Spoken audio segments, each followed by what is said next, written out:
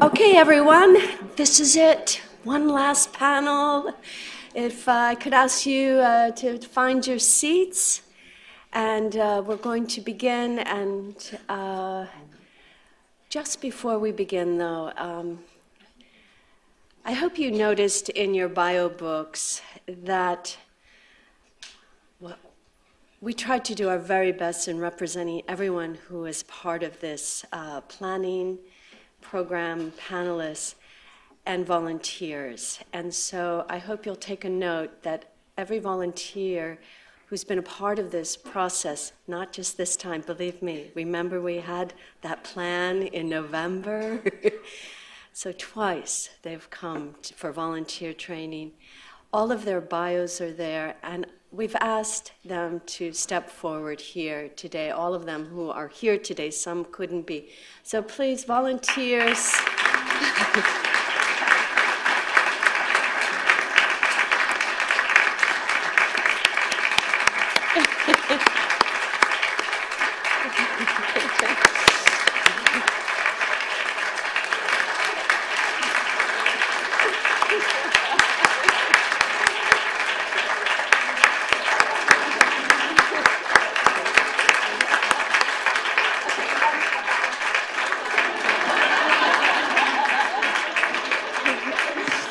Thank you very much.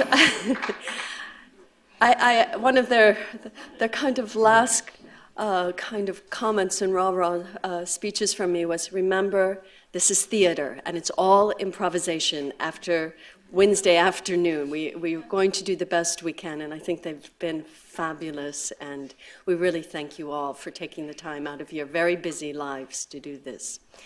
So now I'm going to shift from that role to this role. Anyway, again, this is our final panel of the Missing Piece Symposium 2013. And I want to begin just with one comment, just to help again give you some perspective on how the event, the panels, the participants all came about. I will tell you, I think from the first day, it has been a conversation over 17 months over the telephone line. Up to 3 days ago, I had never met my colleague Kim Selinger in person. And so I think it's important to understand that we can do lots of things with technology and commitment and collaboration. And we've tried to create as open of a table here for dialogue. And sometimes we're better at it than other times. But the other part I wanted you to know, in having to reschedule a conference, panels change, dynamics change, and so maybe our intention was to have more balance or more diversity or more disciplines or more sectors represented. But in the end, it is improvisation. And we really want to thank all the panelists who have stepped forward to help engage this conversation today. So I just wanted to give you a little background there. So what are we going to do about, oh my goodness, the way forward? We'd really like to make this, like the last panel, very interactive. And so once again, we've asked our panelists to prepare some very succinct remarks about one or two takeaways that they have really gotten out of the last 3 days, to kind of synthesize as experts. We know that they're experts in all of their own dimensions and specialties, but we want their expertise now to say what were the key turning points in conversations. And then we're going to have a second round, and we're going to ask them for what are the key gaps.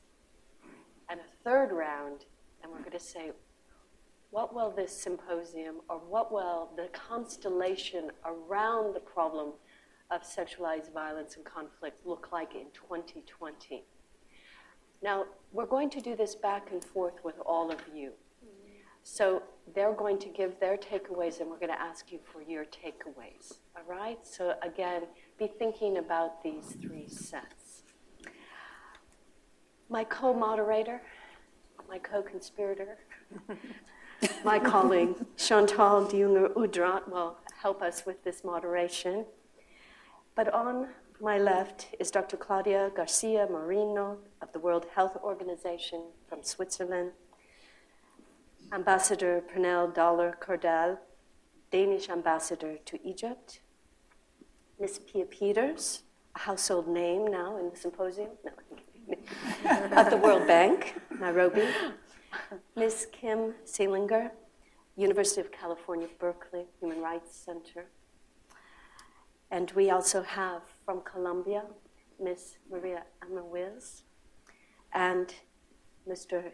Innocent Belemba Zahinda of the Office of Special Representative on Sexual Violence in Conflict. So I'm going to begin with this conversation of the takeaways. And if you will, we'll just go down the row here. So, Claudia. Okay. So for me, I think one of the takeaways from the last couple of days is around the need to be far more nuanced about the way we portray and we talk about sexual violence, conflict, or conflict-related sexual violence.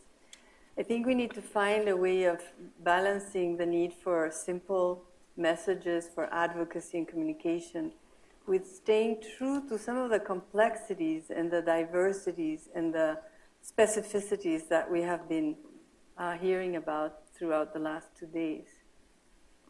And I think this also links to something that has came up yesterday. I think you raised the issue of the need to clarify definitions, terminology.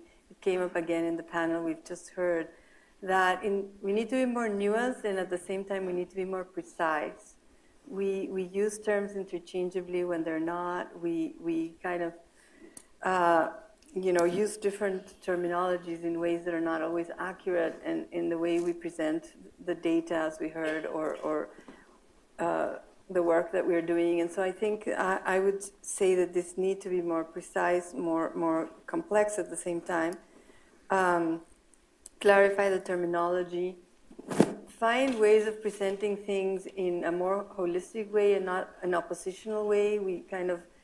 It's sexual violence in conflict versus intimate partner violence. It's women versus men. It's services versus justice. I think we need to find ways of talking that, try to bring all this together. And then the last point I would add, and I think it really came out strongly in the last panel, is the need for partnerships and collaboration across North and South, across researchers and programmers, across policymakers and advocates.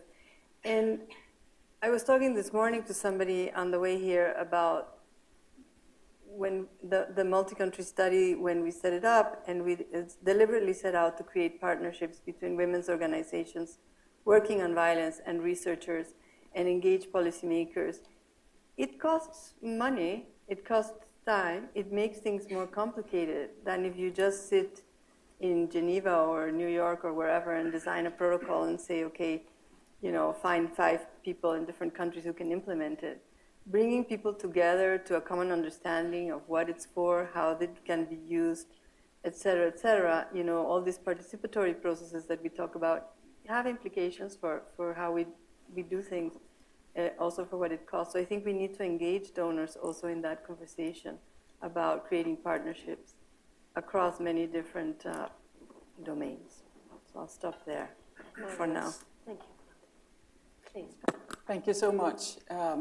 I come away from this conference inspired in so many different ways. It's not very often that I spend 2.5 days just sitting and listening, and I haven't been bored for a moment, and I want to congratulate the organizers for that. It's really, really, really been an inspiring 2.5 days. And this inspiration, what I really take away from it too, is the field that I'm in my daily work is a field where I have access to influence policy approaches. And what I take away from these days is how much we know. There is so much knowledge. And if it's possible to build bridges between the knowledge and the actors, how much of a difference we can make. And I think what I would contribute with in this discussion is some of the thoughts around how do we actually take that knowledge and turn it into action that can actually make a difference for the people we are concerned about. And there's just for the time being, just three short observations on what I think it would take. First and foremost, I think we need to create some very creative alliances. I have myself been involved in some alliances with women ambassadors, being involved in trying to bring the voices of the people from the conflict, in particular the women, into the policy fields. And I can talk about that more later if need be.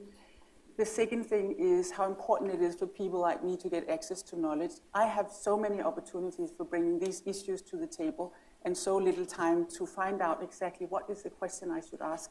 So whatever ways we can find so that people like myself get better access to knowledge is the second point. And the third point is around the discussion we just had about objectivity. In my field, I would say it has to do with doing no harm. And I think the discussion that was about assumptions, about objectivity, is one that is incredibly important when it comes to taking action. Who are we taking action on behalf of? What is it we are trying to do? Are we actually able to listen to the people we have concerns about? Or are we taking action because we feel that we need to for whatever reasons? And unless we are extremely honest about that, we can so easily end up doing more harm than good. So I think that discussion is incredibly important to carry over into the field of taking action.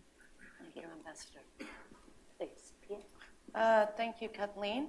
I think I will be taking away a lot from this symposium, and trying to summarize it in a few points was not an easy task to do.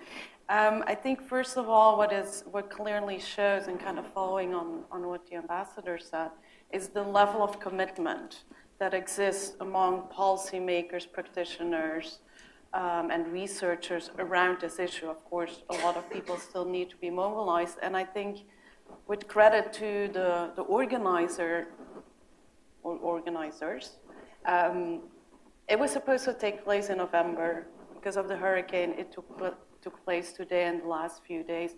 The level of retention that you were able to retain and the level of high-level speakers that were committed in November and were still here during the symposium was just incredible. And I think it's kind of a proof of how many people are truly committed to this. I think also, as the ambassador already highlighted, there is a lot of progress on knowledge. There's so much knowledge out there. We also have made a lot of progress with international organizations. We have UN security resolutions, as was highlighted, especially in the beginning.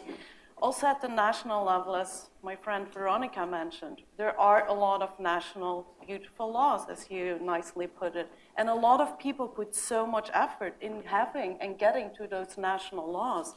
They exist there. That brings me to the missing piece. Or what are the missing pieces here to really get to sustainable peace? And I think there are many issues. I just want to highlight a few.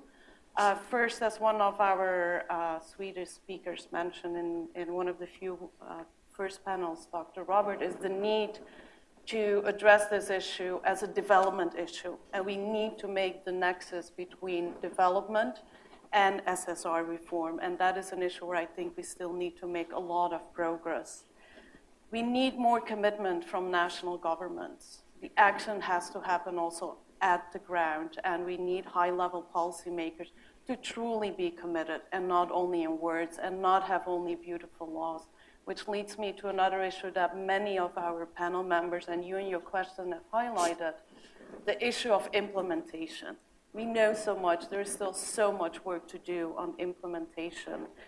We're still far away on this. I think the issue of impunity has been discussed throughout all of the panels, and there's still so much work that remains to be done there. And I think also there, governments such as the US and in Western Europe have to play a very important role. There are unfortunately still too many perpetrators from sexual and gender-based violence who are in our countries and who our justice systems and the international justice systems should help to prosecute. Another issue that I think we need still to do more of, and as part of the missing piece, is the longer-term impact. And there are many, many longer-term impacts, as we all know, but I just would like to highlight one, which is mental health. the longer-term impact on mental health, which is so important if we want to break the cycle of sexual and gender-based violence and just violence in general. And here I was actually inspired by what representative said of the Secretary General when she mentioned we also need to mentally disarm ex-combatants. I thought was putting it very eloquently, and I think I will be using that phrase with giving her the appropriate credit many times, because it's so important, and we're not doing it at all. It's really part, I believe, of the missing piece.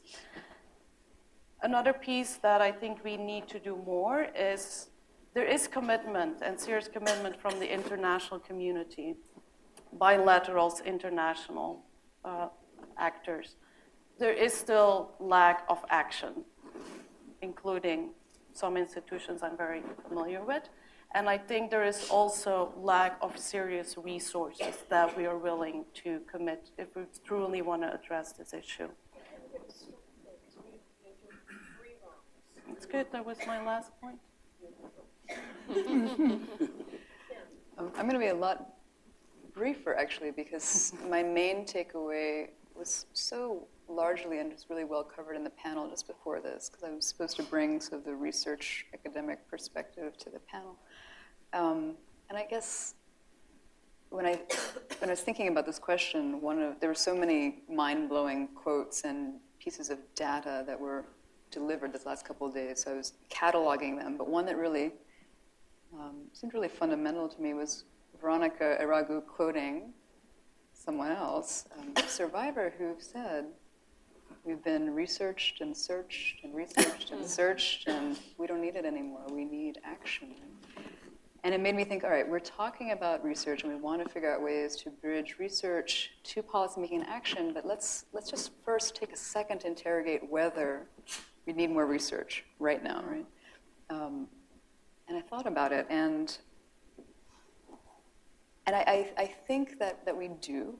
You know, I do think the research isn't done. I think we're at a point where we are starting to really understand the next stage of questions and how to go about them. Right? This is such a new field in some ways for all of the different disciplines coming together. And so I guess I would say, no, I don't agree that there's no more research that has to be done. But I think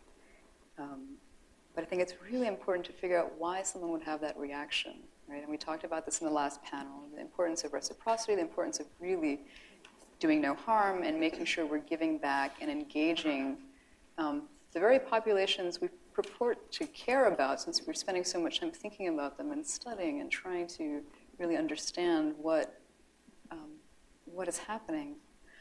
And so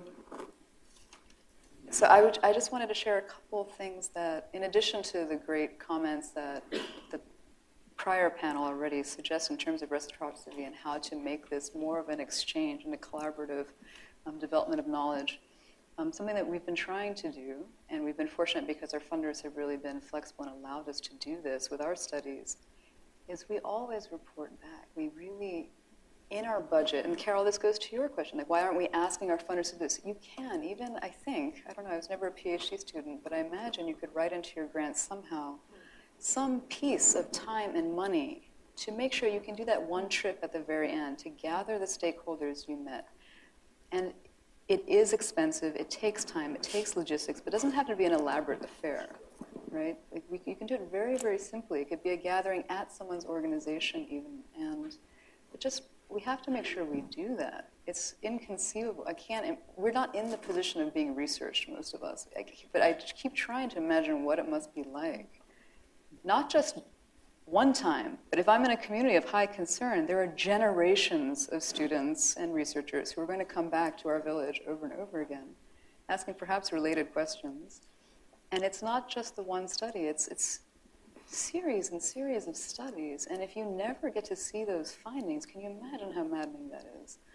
I think it's hard for us to do that, but if we try to take the time, then you realize that this has to be a priority. And we write that into our budgets. We have to go back.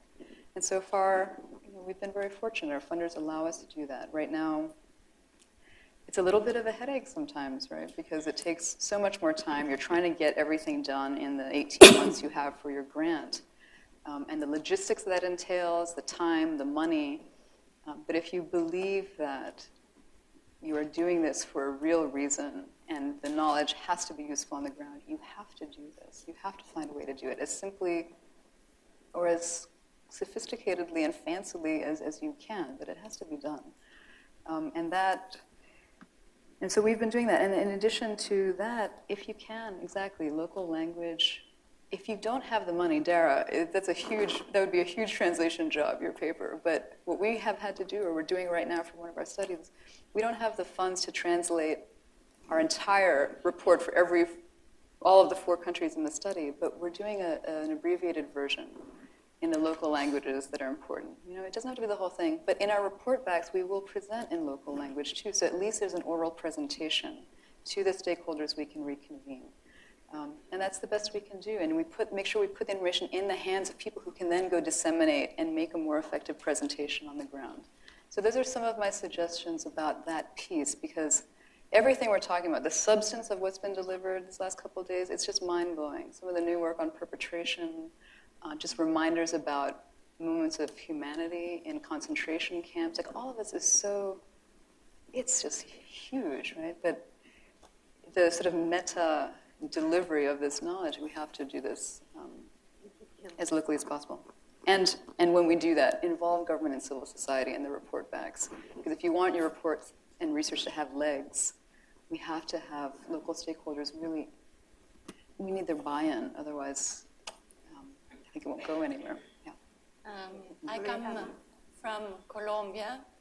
Maybe some of you know that Colombia is going through a peace process where no women are on the negotiation table. So I just wanted to start by commenting how this symposium sort of points at certain gaps that we still face when trying to have the voice of women within power stakeholders and negotiation tables. I must say I was surprised. I was very skeptical that the protocol of the panels would work out. And I'm coming out of this symposium really thinking that it has been very enriching in so many ways. The first thing I discovered was that there can be debates. I've come to so many panels about sexual violence where there's like a kind of consensus around, and it sort of bothers me because I know that the questions around sexual violence and war and gender always have a lot of polemics underground. So I'm really pleased that we could see some of the polemics. I think that some of the polemics were not, didn't come to a conclusion. I think this is an ongoing conversation and debate. It's not only a conversation. I know you're very, I've learned from the symposiums how to be much more inclusive of the other point of view. So, but I think that the conversation is also a debate. For instance, in the methodology, we still have to deal with the ethnography part and the monography. For me, it was kind of my English. Mind-boggling. Exactly. Thank you. Why the panel started, the methodology panel started by criticizing so much the quantitative data, but ended up with the quantitative data proposal. So it was like, oh, oops. So I think that, but I'm really glad I came. First of all, I learned from other countries' wars. In Latin America, we tend to have conversations among Latin Americans. I'm really glad I could listen to colleagues from Africa and from other parts of the world and see how different we think about the same problem, how culture really matters in these conversations, how the law and religion, the dynamic between religion values and the law are so different from one country to the next. The other thing that I really learned is that to answer your question about knowledge, do we need to do more research? Yes, because I see here a much more complex outlook on research than I did 10 years ago. And I see people really sort of saying, oh, is sexual violence really a weapon of war? We are beginning to question the mantras of the field. And I really like it, because it's only by the questioning that we can advance. And I love seeing all these PhD candidates raising their hands and putting questions that are really hard to answer. But I must say, I missed my students in this symposium. I want to go back to your question, Mark? Chris. Chris, sorry. Chris, because the local students are brilliant. I've done teamwork with younger students, and they're the ones pushing forward the limits of knowledge. So next time, I hope I can bring some of the students from Colombia. And I also hope that we can go forward in these conversations between other countries and Latin America. We really need comparative work between geographical areas that we think are not comparable. We learn so much by doing those comparative works. I'll leave it there. Thank you so much. Yeah, thank you. I've penciled actually a number of texts, even though, of course, I didn't participate in the previous sessions, but I've been trying to follow from webcam from New York. But the first issue for me is the importance of prevention, which, because I think we need to continue to see how we could be able to predict, to detect, and of course to establish measures to prevent that sexual violence does not actually happen. I think that's where everything actually should start. And I note also the importance of understanding the root causes of sexual violence. Where does it come from? Why is that prevalent in some regions? Let's say the Great Lakes, the ICGLR region, CAR, Sudan, South Sudan, DRC. We need to I think it's a take. We need to continue on that. And then, number two, and I think is about understand the shifting, like the approaches and practices. For example, the past few days, we've been discussing among converted people. We are all converted. We need to address this issue. How can we start engaging the unconverted people? Imagine if we had brought around the military in the Eastern DRC who refused to investigate or to take action against the peloton or battalion who commit sexual violence. It will make a difference. How do we, and I could take also importance, how do we engage more men than women? I can see more women here than men. The importance of engaging beyond activists to government officials, to military, to the police, the very bad guy. From towns to the villages where there is no Heal Africa, no Panzi Hospital, no MSF, no UN, where there is no police, where women can come and report. And again, from how do we change survivors from victims to champions? Those should be the people coming here to tell the stories and to prescribe solutions, because they know what it actually means. And the naming and shaming we talked about. How do we go beyond the direct perpetrator to the indirect perpetrator? And here I see the donors who give money without precondition. I think they should give money, preconditioning the government, of Somalia to make sure, of course, that they address this issue, the government of DRC. and or the political allies and the backers, the business associates who will invest, despite the fact that, of course, some of these entities or government or officials are committing sexual violence. And so I think those are some of the key texts. But at the heart of this, the issue of addressing impunity, I think we all understand that's very, very vital. And it remains actual prosecutions remain one of the key tools that we have at our disposal. But how do we make sure that it's owned nationally, investing in national capacity to investigate, in national capacity to prosecute, in national capacity to preserve and document and preserve evidence, in the national capacity of victims, for example, to initiate class actions, for example, in national infrastructure, justice infrastructure, where are the police stations, where are the courtrooms, because we want prosecutions and convictions, where are the prisons?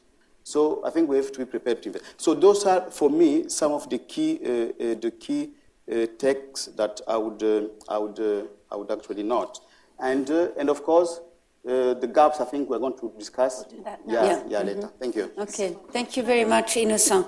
So I think we want to give it back to you, and what we're really trying to get at is what are your, one or maybe two most important takeaways from these 3 days, and allow me to give you my 2 takeaways from these 3 days. And I sit in 2 chairs. So as an organizer, my takeaway is the incredible importance of diversity, of creative alliances, of partnerships. And I've taken, and I think all of the organizers have taken to heart the importance of having greater diversity in our Young Scholar Network, and we will work on that. You've got our commitment on that. The second one, and that is on my other chair, where I'm normally sort of in between the academic and policy world, and that is the importance of framing of the issues, of having a clear framework. I think we've had an enormous diversity of views and debates, and whenever I got confused, and that happened quite a bit, I would actually go back to what is this all about? And for me, it is all about peace and security. And I circle back every time to UN Security Council 1325, which is about the empowerment and protection of women. And for me, that's the framework in which I see this issue moving forward. But that's my take. So we would like to bring it back to you and give us your takes. Yes, in the back.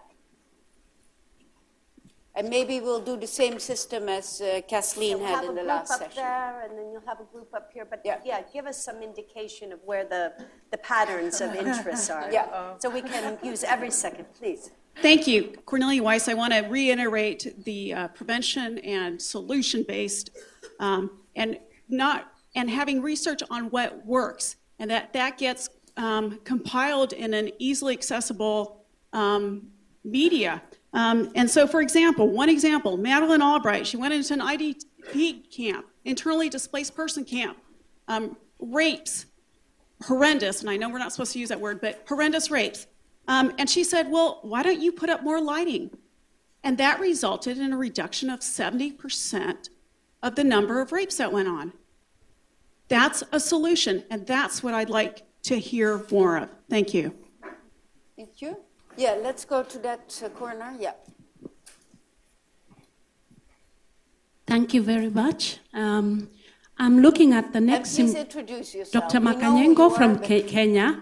Takeaways. Yeah, I'm looking at the next time we need to start looking at success stories, and we have them. Only we didn't have time, so that we can have success stories in different parts of the world, and also survivors themselves coming up and participating. Then in my other view is that research goes hand in hand with the intervention, so that yes, we do the interventions and continue with operational research, so that we are learning and we are implementing at the same time. Thank you. Thank you very much. Yeah, just stay in that corner there. Sure. Gary Barker with Promundo, very similar to that of, as we think about young scholars from the Global South, also thinking about young practitioners. I think more space, we're very privileged to get to share this, and I think the reflections here. And I think it also helps keep us honest on our research side of really not simply returning the research and giving it back, but really making sure that we're questioned in good ways and troubled by practitioners at the local level of, do we need this study or is there something else that needs to come? And I think that needs to be the test of the utility of our research, among others. Thank you. I'm David from Sierra Leone. I will give the Sierra Leonean experience with a short question. The policy designs and law enforcement excuse me, research work and response to violence issues can be one way. But we believe one of the sectors, because all what we are doing here, all the outcome, the research, the analysis, the data are all meant for who? We have to ask. It's for men. Because majority of them are in the lead as drivers of violence against women and girls in society. So engaging men and talking with them, as we had the experience in Sierra Leone, the ROUF, which was a warrior faction, signed 18 international conventions, and the 19th, they agree, and today we have peace. So I believe passionately, out of my own work experience, that working and engaging men and boys to mentally disarm them from this negative masculinity and make a U-turn and rethinking process to know that these women in society are their sisters, their mothers, and that the responsibility of their care and protection lies in their own hands. And it will become community-owned, community-led, and community-driven, which is, to us, will be cost-effective, and it will be more durable and sustainable, because there's nowhere in the world where you will send one police to every family to see.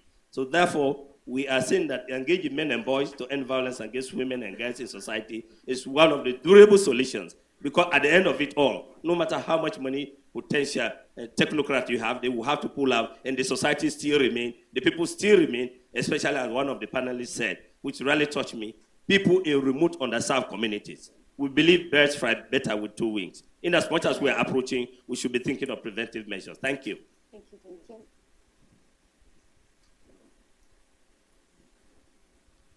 you. Aruj Mian, Citizenship and Immigration Canada, so I'm here representing the government perspective, I guess. But I also want to provide my perspective, having worked with gender-based violence and having worked as your takeaway? As a community activist. So one of the things that I guess resonated with me, and something that has resonated with me in this work, has been a quote that someone said to me once, and it was that this kind of violence is a societal illness. It's a societal disease. And we're here talking in the perspective of, national responses, legal responses, but in the perspective of, I guess, where I'm coming from, we are still dealing with these issues across borders. And I think that that's something that we need to explore. How does this go beyond borders? How does the trauma? And in regards to the durable, I guess, solutions, the involvement then needs to be legitimating it across actors and across borders in terms of what and how can you engage everyone in a problem that I think does affect everyone.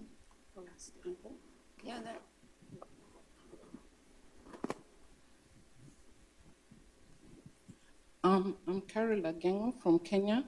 My takeaway, I'll summarize into three: creativity, complexity, and coordination. 3 C's, maybe because my name also starts with a C. But in terms of complexity, I think one thing that has come out is that we cannot look at SGBV as SGBV. It's a more complex problem, and the research needs to go to the tertiary level, because I think a lot of the research is happening at the very primary level. For example, what happens to issues of inheritance and land, where a woman has been violated in a conflict situation? What happens to the child who's born of that violation? And how does that impact the inheritance dynamic of that community? And of course, I'd spoken a bit about the social gender rearrangements in the society. And also in terms of peace and security, the complexity of how the conflicts in Africa are all resource-based. So how do we begin to deconstruct that so that, as somebody mentioned, root causes, so that we begin to tackle the root causes? In terms of creativity, I think about documentation, and we all think about documentation in terms of books, but how about going to the culture and using song, dance, poetry, art to begin to disseminate some of this information? Another creative way is something that was used in Kenya, calling on the institution of motherhood, because mothers are able to, in the African culture, to provide some level of sanity in their homes. You're able to call your son to order. And in the Kenyan situation where there were all these militia gangs that were forming, a group that I was part of called on mothers to actually call their sons to order. And then finally, a coordination. How do we begin to use culture again to inform the methodology? So even in the same way that we use documentation through song and dance, we can begin to use song and dance rather than the interviews. Like I said in the previous panel, at times you do not get what you want, but through song and dance, in northern Uganda, there's a community that was able to stop sexual violence because they would start songs and say, Carol, the mother of XYZ, the mother of the rapist. So this woman could not go to the market, she could not go to the river with the other women, and so she had to call her son to order. And so we have to use creativity in terms of the methodology. Thank you and so to much, test new waters as well. Thanks. That's actually 4 C's, culture adds to another one. All right, again, really fast takeaways, because then we're going to do another round of missing. Yeah, maybe we go a little bit to this that side of the Sorry, room. I didn't see you all out there. Thank you. I'm Sabrina from Emory University. I just wanted to make a quick point that I think we've noticed that there's a lot of dichotomies, protection or prosecution versus, informal mechanisms, or whether it's subjectivity versus objectivity. There's a lot of binaries we've noticed, and I would challenge the next conference, now that we've recognized these differences of opinions, to try to bridge those instead of focusing in on who's right and who's not, and letting our individual interests go. Because in the end, it's about values, and it's about we're all in this together. Really, we're all doing this together. So it's not really about the binaries. So I would challenge that for next year. Yeah, Tim. Yeah. My takeaway has to do with comparing compliance by national government to put the issue of sexual violence on the national agenda, making it a national security issue, finding its way into national budgetary allocations. That is my own takeaway. Thank you. Thank you.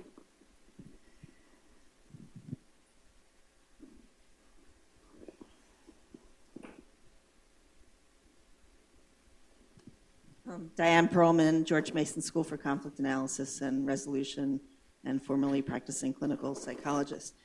One takeaway is sort of the systemic level that allows for perpetrators, for this to happen, and working top down, like the issue on like commanders, and more creative ways of dealing with people who are remorseful, and that. And the other one is that Martina and Jody and other people were talking about, that once people have been traumatized, there are methods to help them in a relatively short time, 10-week session, and there are techniques of de-traumatization, and there's no reason, like once people have been that traumatized, to continuing suffering. I mean, that there's much relief that can be provided. And also in this film, Invisible War, with the U.S. military, like I was just shocked that these women have been really suffering for years and haven't gotten any real therapy or treatment that exists and is effective and available. Shall we go back to the panel then? Yep, and now it's round 2. You're Yeah. not going to get to respond. That was the takeaway. Right. Now we're back to round 2, and it is... So maybe one or two gaps. What are your most important gaps that you see that we really need to address? As a community of practice, beyond the symposium. Innocent, let's start with you. Yeah, thank you. And I think one of the key gaps, it's actually a new and emerging challenge with regard to the threat of those who risk their lives to work on this issue. And you've heard about Somalia, for example, where the guy who interviewed the survivor, and the survivor herself, of course, were arrested, convicted. Mukwege, Dr. Mukwege in the Eastern DRC, escaped. Where the mechanism to protect these very people? Otherwise, you'll have no reporting, no women will come forward, you'll have no prosecution, you have nothing. So I think it's about trying to see what mechanism can be put in place to protect, of course, not only human rights activists, but also victims, witnesses, but also some of the justice officials who have cases in the DRC, for example, where some progressive prosecutors were threatened. But where are the mechanisms? And we're not talking here about mechanisms that we can put in place, but it's the governments that concerned government that should put in place mechanisms. And maybe we could help, we can advise and so forth. I think it's one very huge gap that we need to see to actually look into. I think in number two, and I think we've not tapped a lot from what exists, best practices. Someone was talking about best practices, experiences. How can Colombia, for example, share experience with South Sudan or Somalia and so forth? This cross-fertilization, I think it's a gap that we need to see how that can be tapped into. The second, if I still have half of a minute, it's there, I think, a number of areas where we still, scholars, researchers, still need actually to do some work. Sexual violence in peace processes, in DDR, SSR, someone talked about, in displacement. And if you go to in Syria, understand that new patterns are emerging. Sexual violence and the natural resources, the link. Sexual violence and trafficking in humans. People tend to look at these two separately, but where the link. Understanding also, I think there's a gap also, understanding sexual violence in Sharia-governed countries. We don't have that many scholars, a lot of understanding into that. And the last point is about what do we do after the victim or the survivor has actually reported, we've investigated, she or he has received medical support, psychosocial support, legal aid, and so forth, and maybe the guy, the bad guy, is in jail. What do we do? In most of the cases, the woman is there, but the problem is not solved. I think there is a missing link with regard to the reintegration part of this. What do we do? How much effort? And what do we know on approaches and in trying to help this victim or the survivor to reintegrate the community? Thank you. Emma? I think that the first gap I still feel we have to work on is around power. We talked about power, but there's not even a debate. What do we mean by power? And that relates to a second topic I really missed during the symposium, and it's the intersection between gender, class, ethnicity, and age. And I think the one that really bothered me was class.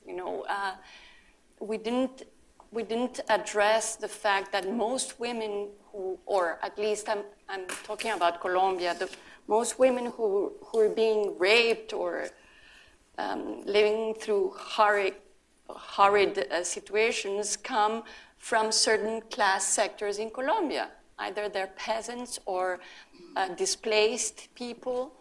And so the class issue is really important for me to understand the logics and dynamics of the wars we're speaking about.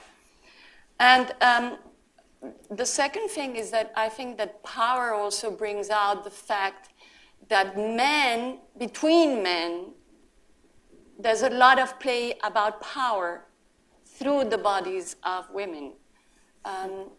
That rape is not only about dominating the woman, but also sending messages to other men. And so that issue is, for me, very important.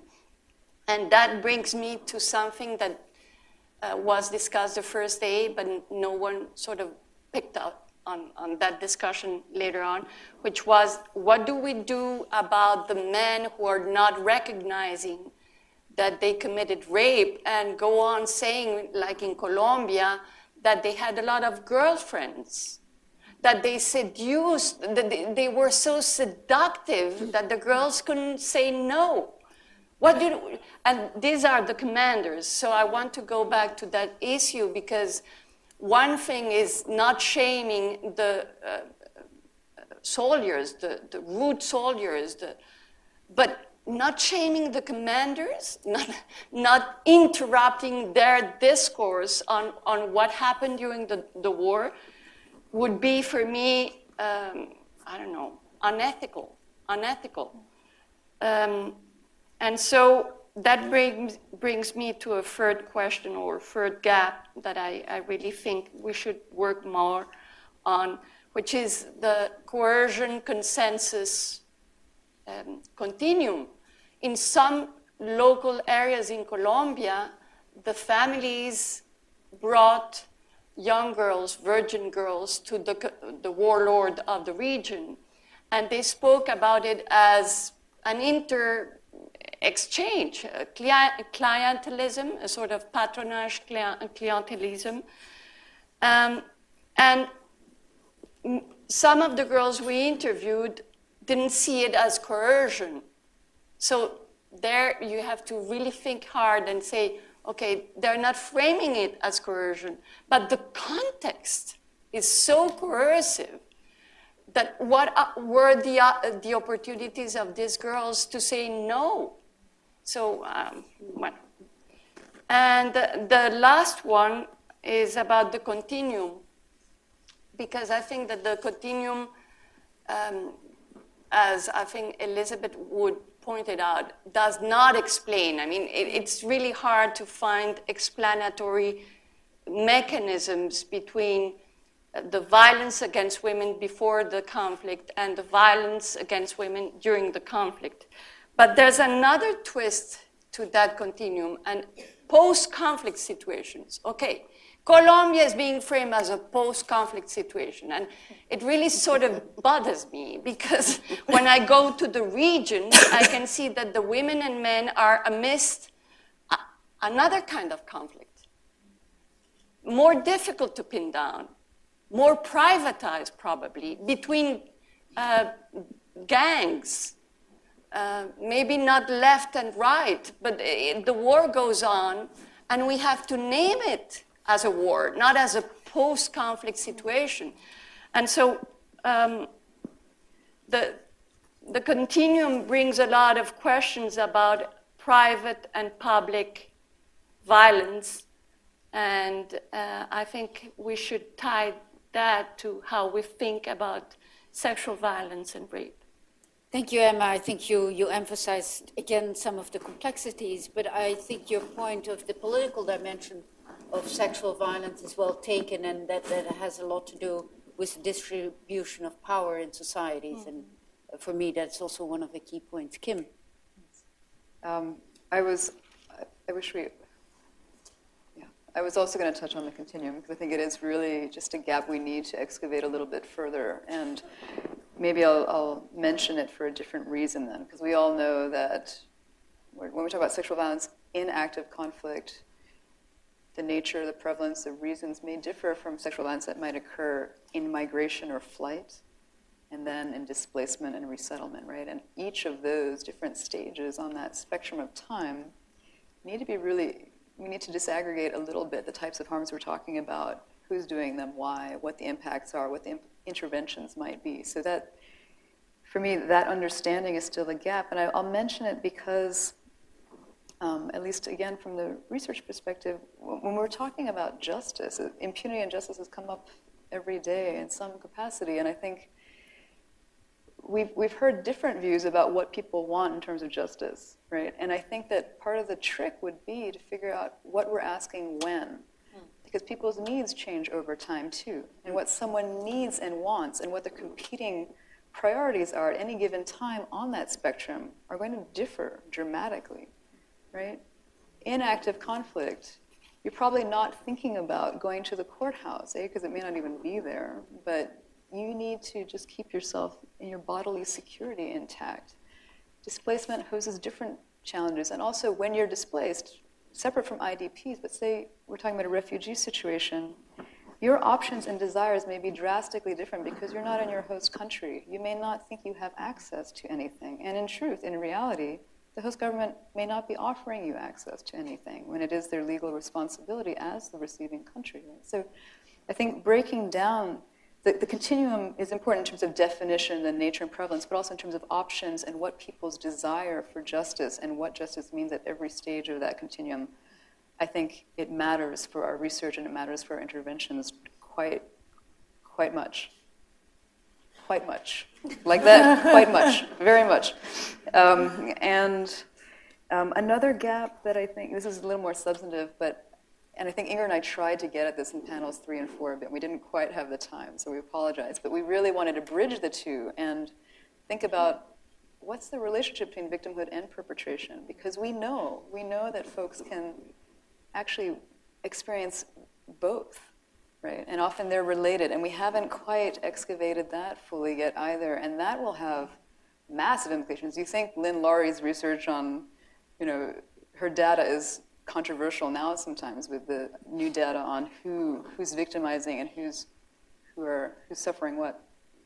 But can you imagine the policy and the programming conundrum that might put existing organizations in too, when you have to figure out how to deliver services and pitch for funding when you want to provide services for someone who may also be a perpetrator, and why? How do we address that? I think that's a gap that we're going to have to struggle with and educate ourselves more on. And in terms of, I guess one other thought, I will try to stay brief this time.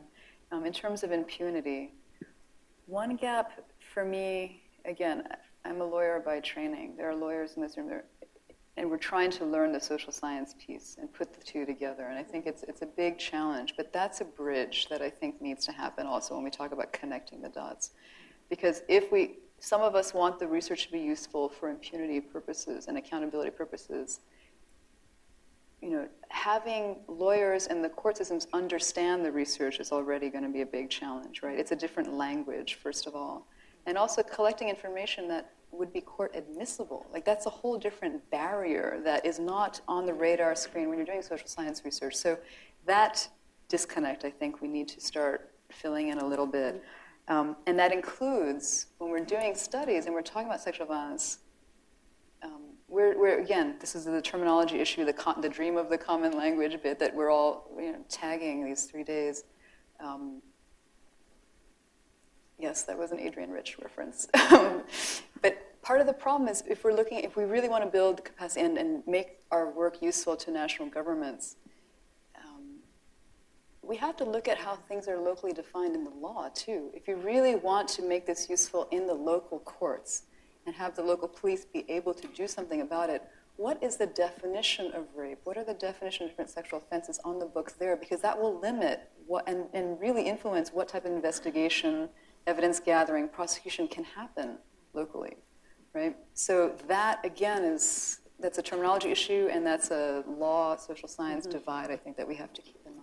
Okay, thank you, Kim.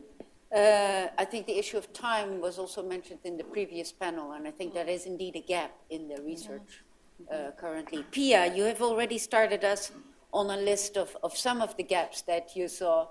What are your top 2 or 3? Well, I will be brief, because I thought yesterday you asked me to identify one key gap, so I thought a lot because it was difficult to identify just one.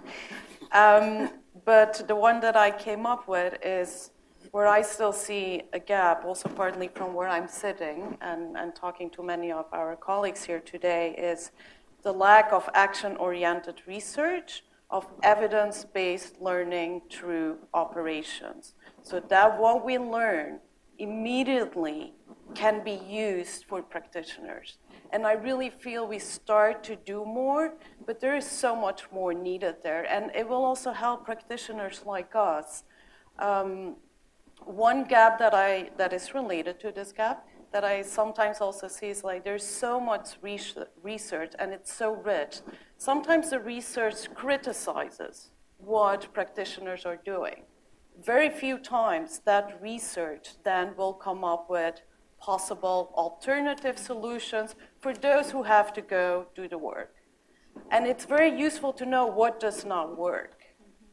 And it's good to be criticized. But if I may, as a call to the young scholars here, and who will also continue the discussion afterwards, where I think young scholars and other scholars can make a tremendous contribution for practitioners, is if you find that something doesn't work, or you criticize certain ways of doing things, please think about alternative solutions that then those of us who are practitioners can start to implement, because we don't have the time to do the research. So there I would actually really like to make a call to all researchers, which I think will give a tremendous contribution to implementers, practitioners, and policymakers. Thank you. Benny? Thank you. I'll take off from where you stopped, I think.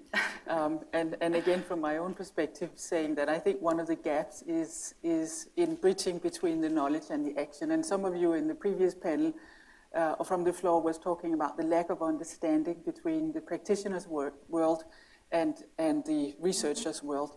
And I think Dina yesterday in the panel from DPA was really incredibly honest about how the practitioner's world very, very often look.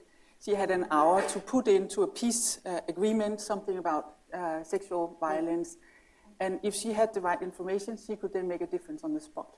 Now, how do you bridge the gap between what research are doing that takes a long time, and there's lots of them. We have the time difference issue in it too.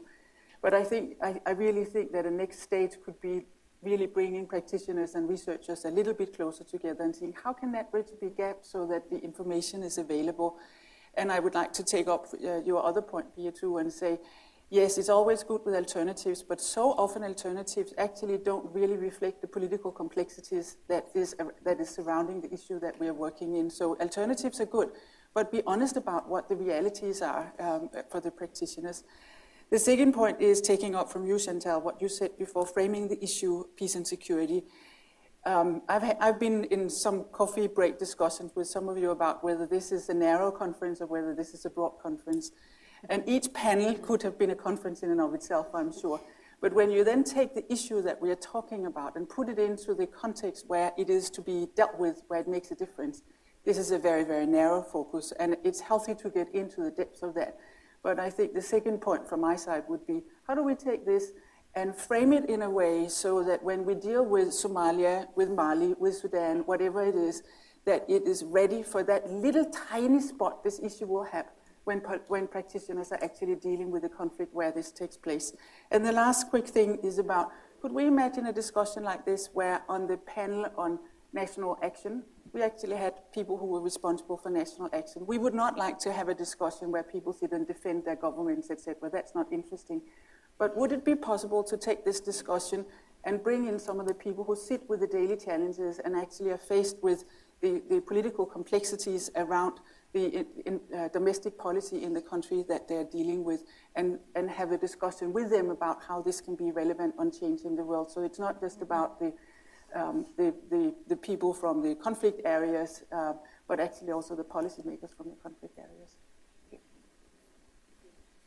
Okay, it's hard to come at the end because so much has been said, and I think we've talked throughout the conference about gaps in many areas, in capacity, in political will and resources, and I think although we know a lot more than we knew before and that we've made a lot of progress, I just still think that there's gaps in knowledge and gaps in knowledge about how to, what works, in what settings, for whom, and I think some of it has already been touched upon, and it really links to Pia's point about the need for more action-oriented research, which in turn talks to the issue of the partnerships, because this kind of research is not about, the researchers going on and doing something and then criticizing, or the other way around, the practitioners doing a lot without. So I think, to me, a big gap is around evaluation, evaluation of programs, evaluation of what we're doing. And if we take one example that came up yesterday and it's been mentioned today already, mental health.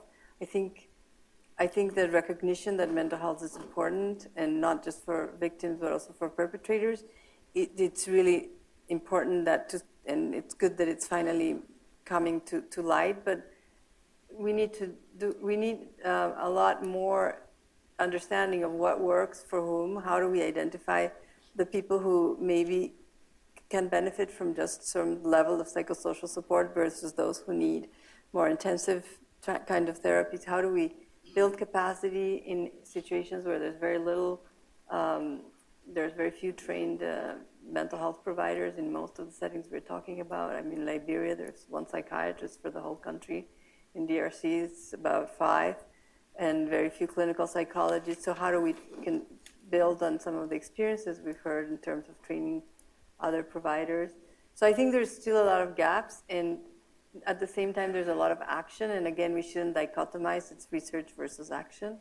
But I think this need for more action-oriented research, more evaluation of programs, so that we learn as we are doing, is I think, a gap. I would like to see more talk about evaluation methodologies. How do we strengthen programs to build evaluations? How do we convince donors to fund evaluation?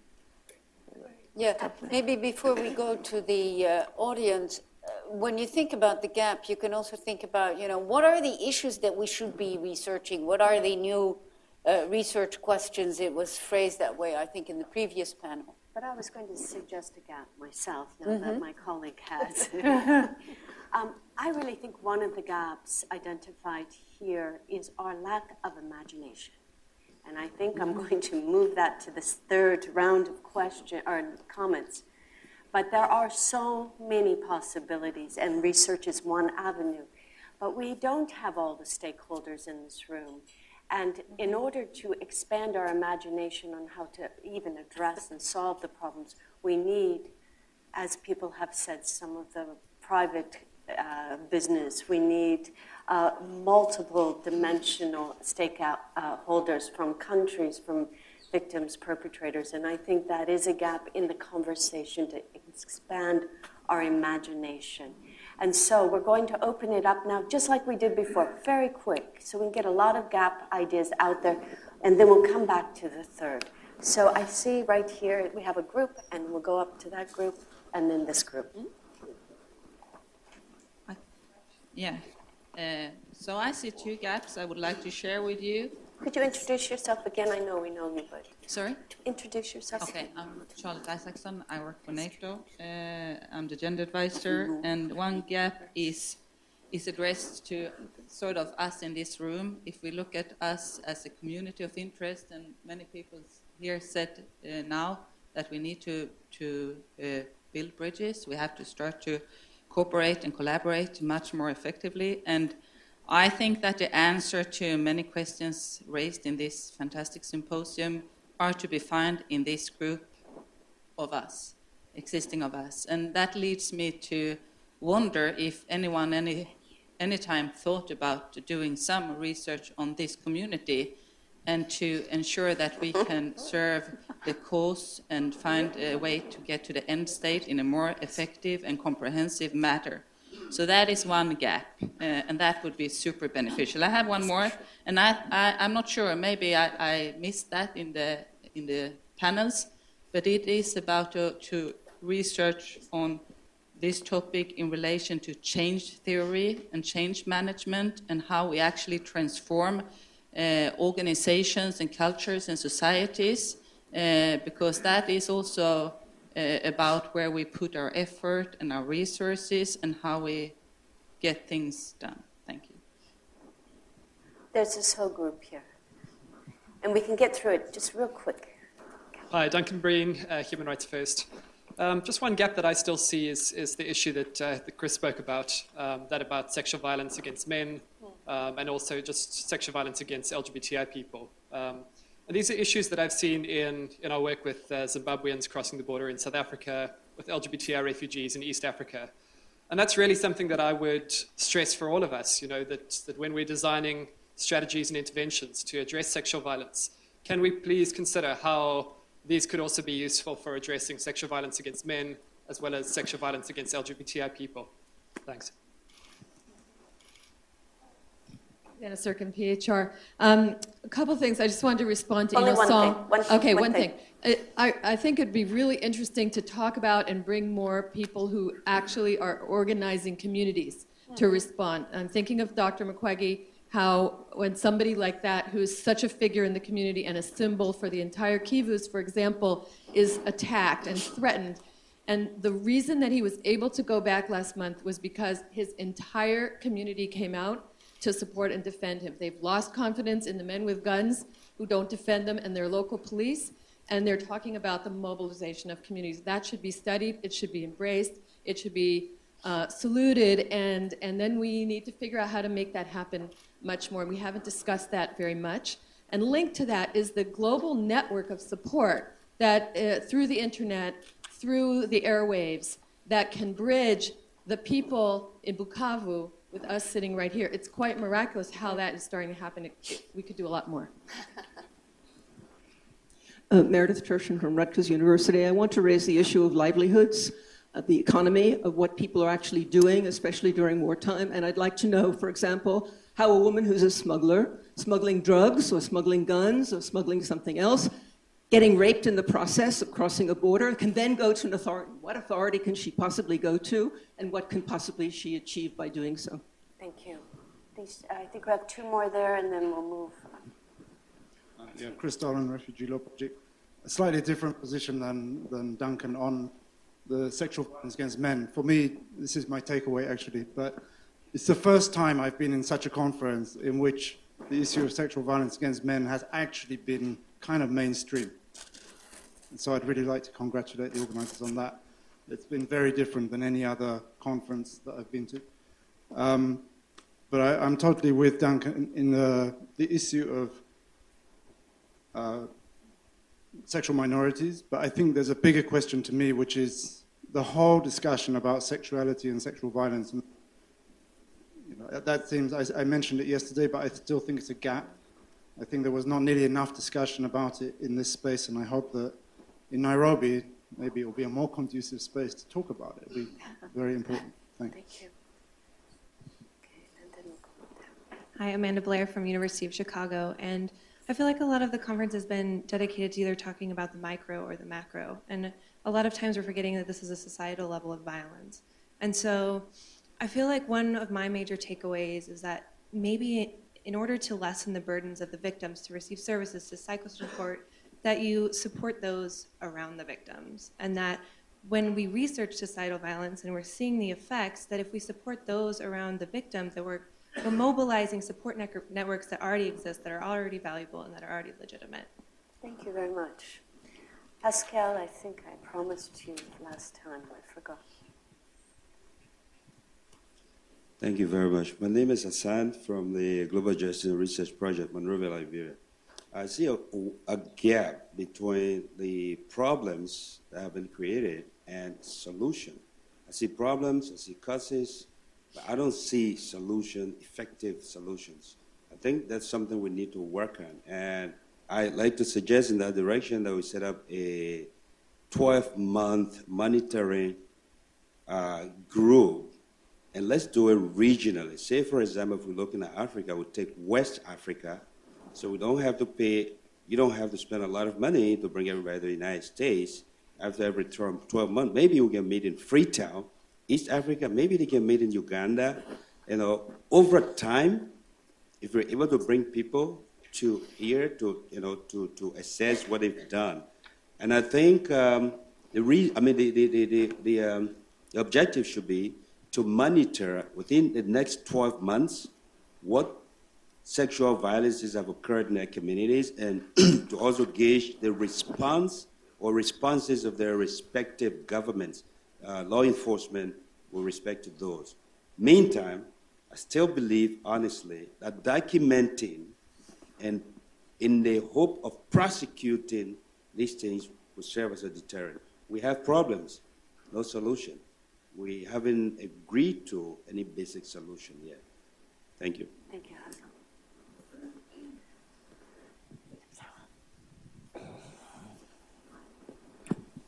Hi, my name is Elizabeth Snyder, and I'm with Special Operations at Fort Bragg. And one of my primary takeaways is the need for greater inclusion of military and security sector voices in a conference such as this one. And I say that because the security sector often lives in local communities for years at a time. And they have the finger on the pulse of a lot of the things that we're talking about. They also bring a different perspective. They have many creative strategies, and they have success stories that I'm sure they would like to share.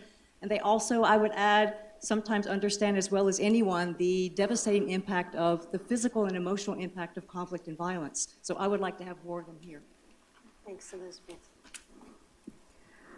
But I guess I'm only seen on this side. Am I missing you? Let's go to this group. Let's go here. Hey, it's Mary Ann Love from Catholic University and the Catholic Peace Building Network. Faith-based organizations, faith-based NGOs are both on-the-ground participants and service providers. They're also research organizations or connected with research organizations. They're local actors and they're transnational actors, and they're entirely missing from this conversation. So to think about in areas where state capacity is undermined, limited, or gone, or the state is the predator, what are institutions that you can leverage, use, and work with who are already working these issues and who are one-stop shopping? They're providing social cycle trauma counseling services. They're doing economic development, et cetera. So putting that on our map going forward, because they are already very much engaged with these issues. Beth Delaney from the World Bank. I think one key gap for me in terms of the research or the thinking is also just around the impact of multiple crises. So if I think about current examples, we were having a conversation about this in the coffee break, but in Aceh, where you had an ongoing conflict, you then had a tsunami, and how do those multiple crises, be they economic, be they natural, be they man-made, impact on both prevalence, but also on how we should be setting ourselves up to respond. And I think one of the other things is I would wholeheartedly agree that a gap has been that when we talk about conflict or post-conflict, we might be only talking about those countries that have a UN Security Council resolution with them. I've worked with countries of Bougainville, Solomon Islands, East Timor, Philippines, Mindanao, Aceh. These are all countries that have conflict that are ongoing that we're not really talking about. So I think it would be great to expand it to them. Catherine Marchand, University. To reiterate missing gap of the voices of religion, the issues of religion, the positive and the negative. And just to point to a few, first of all, religious leaders need to be on board. And therefore, there needs to be communication that's directed to the whole huge apparatus, the Catholic Church, the evangelicals, somebody mentioned the Sharia, the whole Muslim world. How are these dealt with within theology, within the structures, etc. But the other side of it is that there is a bizarre gulf between the women for whom religion is at least as important, not more than others. Women really are motivated or driven by that, and so-called secular feminists. And it's a gulf we need over.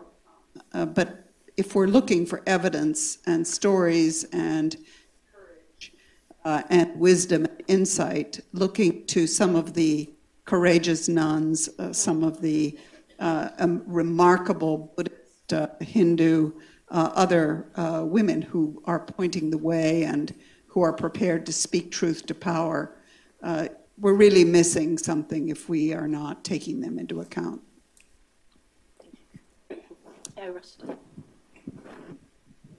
Hi, I'm Russell Michael, an independent consultant, for lack of a better term. As I'm listening to this, there are a number of things, of course, and all of this is far too much to take in and share quickly. But I would like to bring a couple of points together that Dr. Moreno and some other people have made. My area tends to be more strategic planning, big picture things. And as you're talking about good process and evaluation, I think it's important to combine the concept of broader horizontal and vertical integration, all of the stakeholders in part in the conversation, with the idea of defining up front for every organization what exactly it is you're trying to accomplish, and having those people present in that conversation. So that if you're going out to gather data, somebody at the table can say, are you thinking about the implications for the people you're actually dealing with? To be able to pull those together, once you have a clear sense of what you're trying to accomplish, you can do the evaluations, you can assess how well you did, and you can see where else you need to go. But I think that just becomes critically important. What I see are a lot of people working very hard to meet a very critical and painful need. And I also see that the field is maturing in a way that hopefully will begin to bring about some better practices in terms of upfront planning. Thanks so much. Shall we go to our third segment? What's the time? I think, yes, we have to. Yeah. Maybe I may add, since I have the prerogative of being the moderator, let me just add one in terms of gap, or two, in terms of gaps or where new research might be needed, and that is the economic dimensions. There's actually some research on livelihood, but I would like to see more research on the macro level, the national level. And the other way, and Kathleen was talking about the lack of imagination, and how can we use new technologies to help with some of the practical issues here. And I think we need to be more imaginative to be able to get at those issues. So in terms of our third segment, the idea would be that we're sitting here 2020. How will we talk about these issues? Have the issues progressed? Have they regressed? Where have we made advances? Maybe we'll start off with Claudia. Okay. I think what I would like to see in 2020 is that we have by then developed a sort of menu of interventions that we know are effective for both prevention and for response, and that we are able to have that, to really pick and choose what might work for different contexts and different moments. So I think that would be sort of my hope for 2020. Since I have the floor, I do want to say something about the research agenda that was mentioned earlier. I encourage people who are interested to look at it in the Sexual Violence Research Initiative website, svri.org, because it basically has under 10 broad headings, and it includes children born of rape, it includes issues of men, it includes issues of the links between masculinity and conflict. So under those 10 broad headings, it sets out a set of research questions that came from partly international experts, but also from a survey in French and English in the field that generated about 200 responses. So it's, it's not the be-all and end-all, but it's a start in terms of identifying some of the issues that people in the field felt were important to research further. Ambassador. Thank you. I'm usually a very impatient person, so having to think 7 years ahead is actually something that was quite a challenge. So what I did was that I thought, let's try to take stock of where we were 7 years ago and see if that could give us some guidance on where we would get to. And I think it is very important to think back 7 years. There were many more taboos, there were fewer frameworks, and the toolbox wasn't as full as it is right now. So if we then super expose that, I would assume there would be fewer taboos, there would be more use of the toolbox, and I have to hope that there will not be more frameworks, because I think we have plenty of frameworks. So I would just hope that we would be using the toolbox. And what is it then that I'm talking about? As we're sitting here today, the African Union is developing the concept for the troops that are going into Mali. I guarantee, without knowing it, but I guarantee that there's very little consideration of how to deal with sexual violence, despite the frameworks, despite the toolboxes, despite the commitments, etc., etc., etc.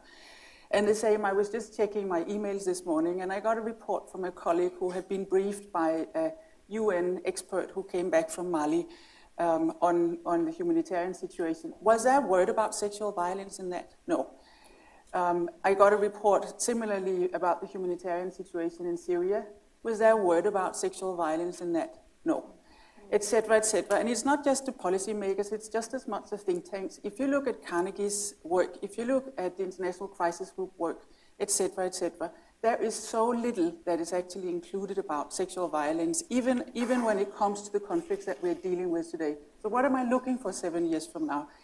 I would hope that that has changed. I would hope that that we would be sitting here and we would be talking about how we have been successful to make sure that mediation processes, of course, from day one, are including issues of sexual violence in the bigger context that you were talking about before, Chantal, as a tool in conflict resolution, that the healing processes will be defined from day one so that these issues are being taken into account. And as we heard the very first day of the conference, the importance of being proactive with the lessons learned. So I hope that 7 years from now we will be taking stock of how we have become really, really good at taking the lessons learned into account. So that's where I would stop. Thank you. Thank you, Kathleen. I've kind of put on more my, let's just see what I would hope, an imaginatory hat on, if you would allow me. And to start with, although I love your building, I hope we will be not sitting here. I think we need much more South-South learning. And so ideally, in 2020, we would be somewhere either in Asia, Middle East, Latin America, or Africa. The conference will be organized, the symposium, by 4 organizations of those respective regions in a collaborative manner and with support from others. We would have as keynote speakers 4 presidents, again from all those regions. In those regions from where either conflict is ongoing now or they recently had conflict, and they will talk to the participants on why sexual and gender-based violence is starting to decrease in their country because they as leaders took this on seriously and have been taking actions. I know I'm dreaming a bit. That's the point. Hopefully around 90% of the participants will be from Africa, Asia, Latin America, and Middle East. With all the due respect to my neighbors here, I hope to have 2 men next to me. That would be wonderful in the panels. And lastly, but 2 more points. Going back to what you actually said, I hope we will be presenting findings of what actually worked, that we have much more proof. And then my last point is I did kind of the quick calculation. If we intend to do this every 18 months, we will give an honorary prize to both Kathleen and Chantal for co-organizing this symposium for the 5th time.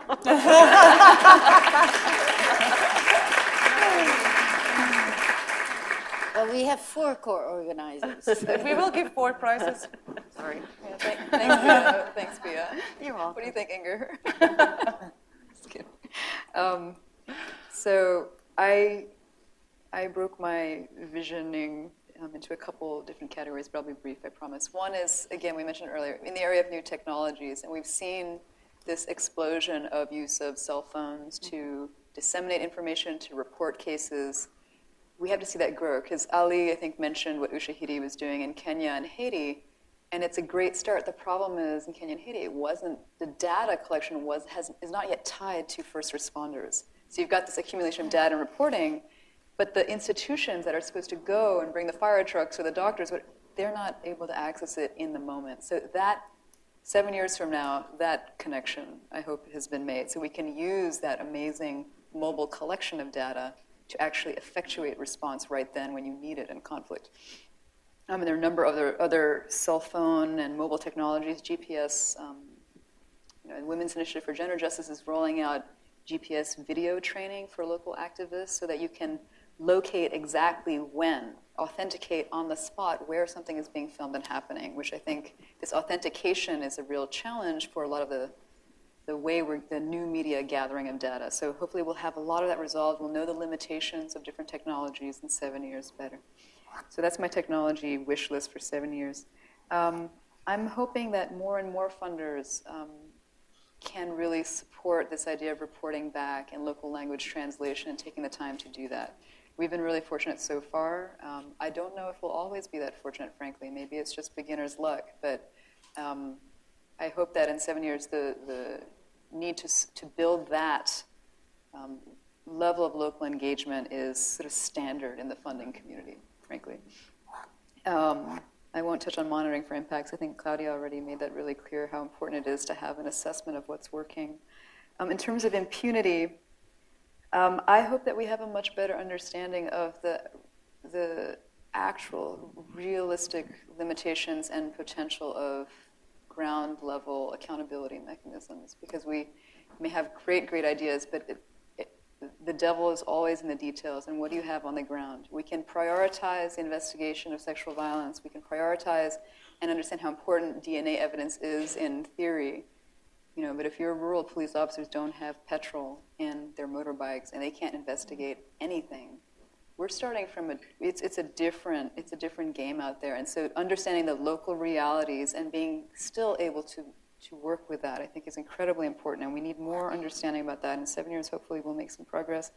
Also, in terms of impunity, I hope we have a little more discussion and understanding about what to do with private security forces. It was raised in a question in an earlier panel, and we didn't quite get there, but this is we've been talking a lot about the military, we've been talking about police, we've been talking about everyone. We don't know what to do yet about this sort of jurisdictional black hole of private security forces, and I think we need more clarity on that. Hopefully, 2020, we'll have that all figured out. And then just briefly in terms of research, I think more longitudinal studies, if that's the right term, just to really see, not just in that moment of time, what's happening, what people's needs are, but same community over time. Because I think Muzeda Hussain at the London School of Hygiene and Tropical Medicine has just as gold mine. She wasn't able to make it this time, but she was in a community in Côte d'Ivoire pre-conflict, before the conflict, and studying domestic violence. And just when the conflict broke out, she just kept with that community and kept measuring. And so she has a very rare data set, actually, over time. It wasn't her initial question, but she's been able to expand it and see what the spike and change has been. So I think, maybe in 7 years, think about ways that we can increase our measurements and our view. And some of the things we're looking at right now, today.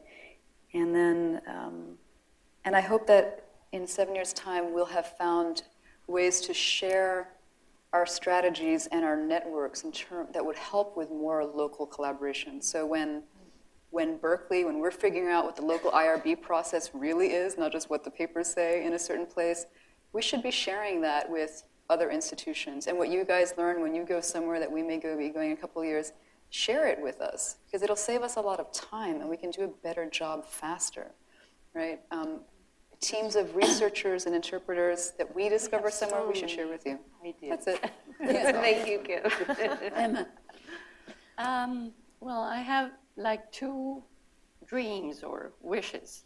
The first is that most of the countries that are at war now have funding from other countries.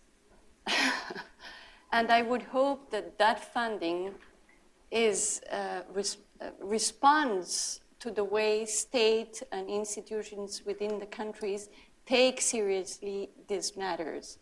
I know that Colombia really took seriously the human rights problem when the US said, well, maybe your aids won't come as much in the future if you do not do something.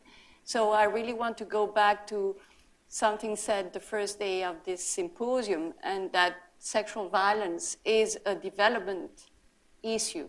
And there are mechanisms to really push states to take the issue seriously. The second wish is for the victims. I really hope that all the work we do, either in truth commissions, historical memory commissions, research, really comes down to push for transformative reparations on the ground. I really hope that next time we meet in 10 years, I won't be speaking. One of the victims will be speaking in a really empowered way. And I really hope what we call in Colombia the dialogue between local knowledge and local community leaders and academic knowledge and global knowledge really is much more horizontal than we have now, because I really have learned from local knowledge leaders a lot. And that comes back to someone who brought the question about culture and resistance. I think the victims are not only victims, they resist and they recreate life and they reorganize, and they have resources, cultural resources that are more from the oral culture they come sometimes. And we should acknowledge those resistance in this kind of symposiums. Innocent, yeah. What's your vision? Yeah, thank you. I think I have not a vision, but I have, I think, 2 points. One, the optimistic view of 2020, and my pessimistic one. The optimistic one is actually about, again, impunity. I'll see Connie rotting in jail, Bos Contaganda, and maybe PV, the guy in Guinea, actually, who commanded those who raped women in the stadium in 2009. And of course, this is provided investigation take place, prosecutions, and so forth. And but the most optimistic is that woman in Somalia, maybe to become the president of Somalia. Why not? That very survivor of sexual violence, who now has been convicted for one year because she reported. I see her becoming maybe the leader of Somalia. But again, discussing in a forum like this, maybe some of the military guys in DRC or in Darfur sitting with us here, discussing on how we actually take this issue forward. But on the pessimistic side of my view of 2020, it's not far, by the way.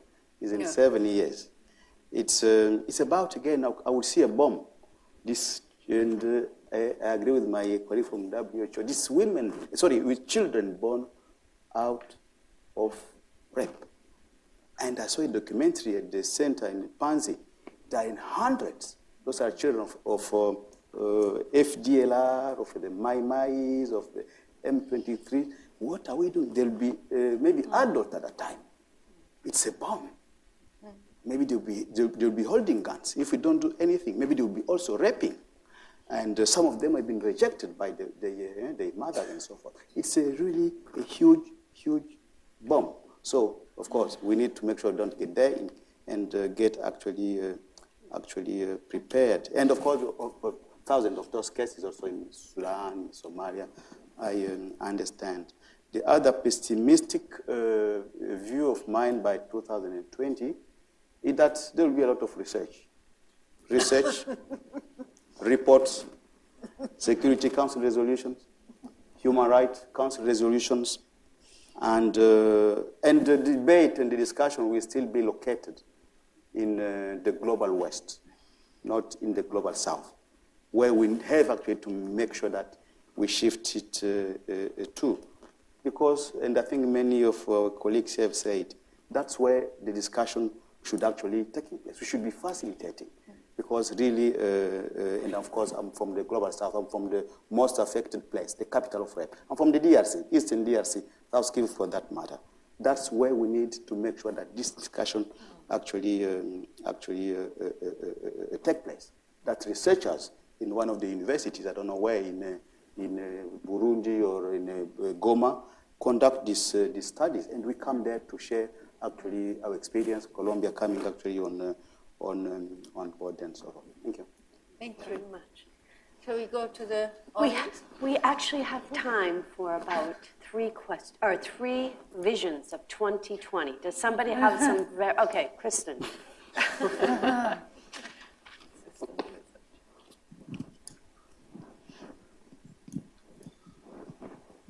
Thank you. I'm Kristen Cordell. I'm an OSC Gender Advisor and PhD Young Scholar candidate. I just wanted to say that Is this 2020? 2020. Okay. A vision of regional and global security that is improved writ large. Just to quote the prolific Sanam Anderlini, it's not about making war safe for women.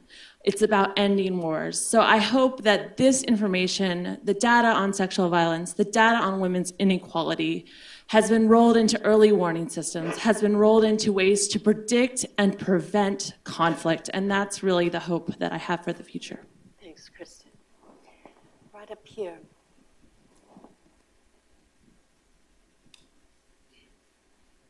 Thank you. I was burning inside. The vision for me is to see reforms from the Security Council in the UN, from reforms in the institutionalized manner of doing things, from the NGO world, and actually from Chantal, doing also a research. I'm just fascinating thinking here, how does a capitalistic system contribute indirectly or directly to problems that may trigger the war that results to sexual violence and so on. So hoping that 2020 will be that. But in terms of reforms, that's what I was saying.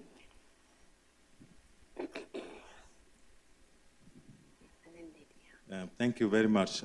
I'm Biram from Senegal. For 2020, what I would like to see is to have a coherent strategy of communication that helps us stop this wrong perception we have had until now that shows that gender-based violence is women-based violence. I really hope that we'll have a strategy that will help understand that we need both men and women work side by side to tackle this very challenging issue.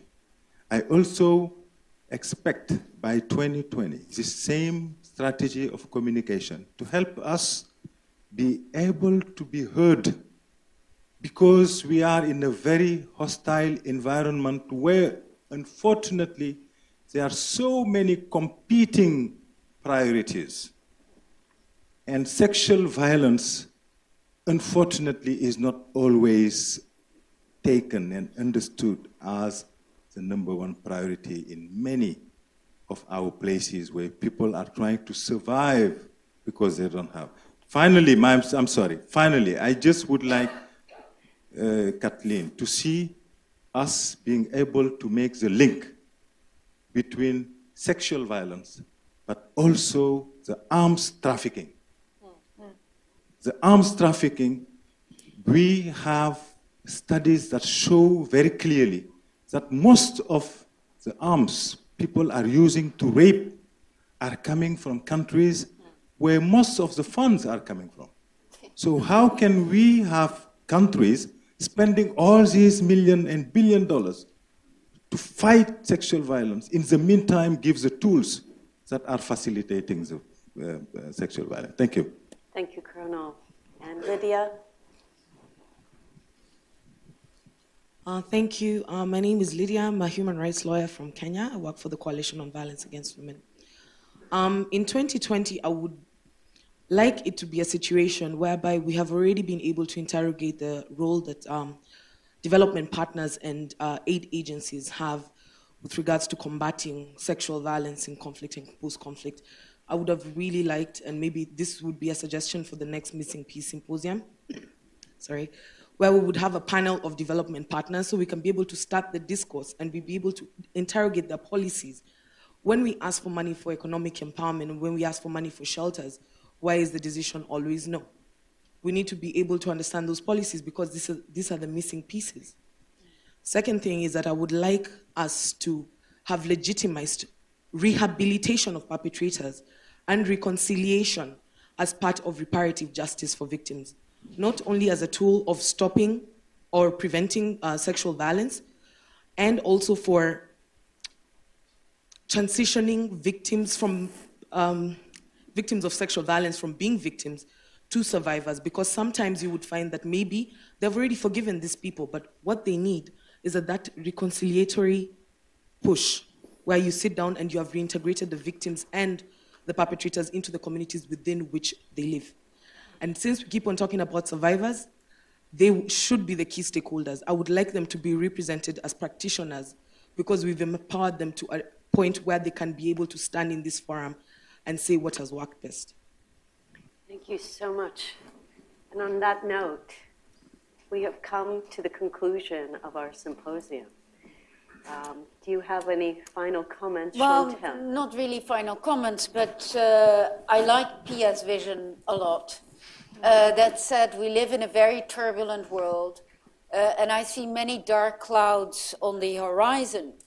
But I also think that we are at a crossroads right now. As Pia said, there is a lot of commitment, and the fact that you are all here is proof to that, but there's a lot of political commitment as well. And so I think we should seize the opportunity, we should seize the moment and really try to push this issue forward as researchers, as activists, as policymakers, as development practitioners, and as citizens. So that would be my... Thank you. We have just a minute, and I'm going to change our schedule a little bit because we found having a keynote speaker out in the Great Hall is a bit loud. So our keynote speaker is actually here and is going to present his remarks in 1 minute. But I wanted to, again, recognize the steering committee, our key organizers, Kim Seelinger, Chantal, Inga Schelsbeck, Gary, where are you? From Promundo, Jelka, Veronica, are we here? I want to thank you all for all of your support and your vision and your humor, because this has been a marvelous planning process.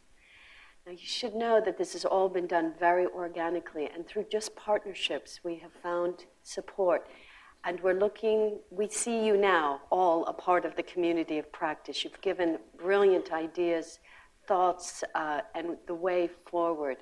And we mean it when we're locking arms with you, moving forward into a new vision of 2020 and the road there. So on that note, I want to turn to my co-moderator here. And also, because I am moving too quickly, forgive me, Dara, where are you? Recognize Dara, thank you, and to all your colleagues there. Thank you. I want you to join with me in a round of applause. I think a fabulous, concise, inspirational panel here on the way forward.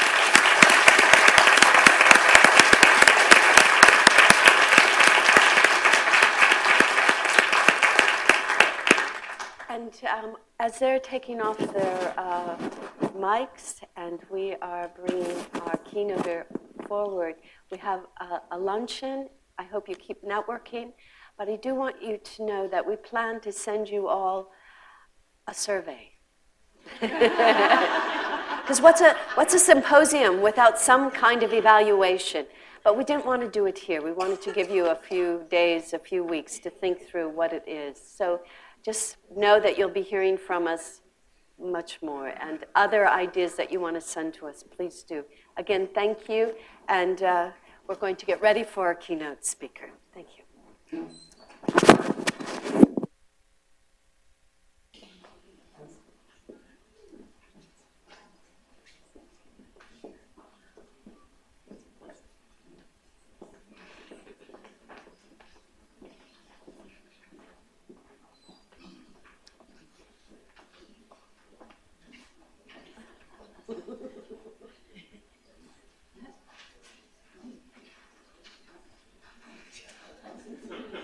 Okay. It's been 3 days. There was a little confusion here who would introduce our keynote speaker. But this is actually somebody who hardly needs an introduction because he is well known both here in the US but also internationally as a staunch defender of rights, of gender equality, of fighting sexual violence.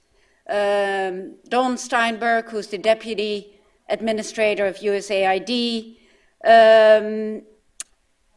has, I think, also energized the Department of Development of USAID and has made quite a lot of changes in the department to make this a reality and not just words when we're talking about gender equality, fighting sexual violence.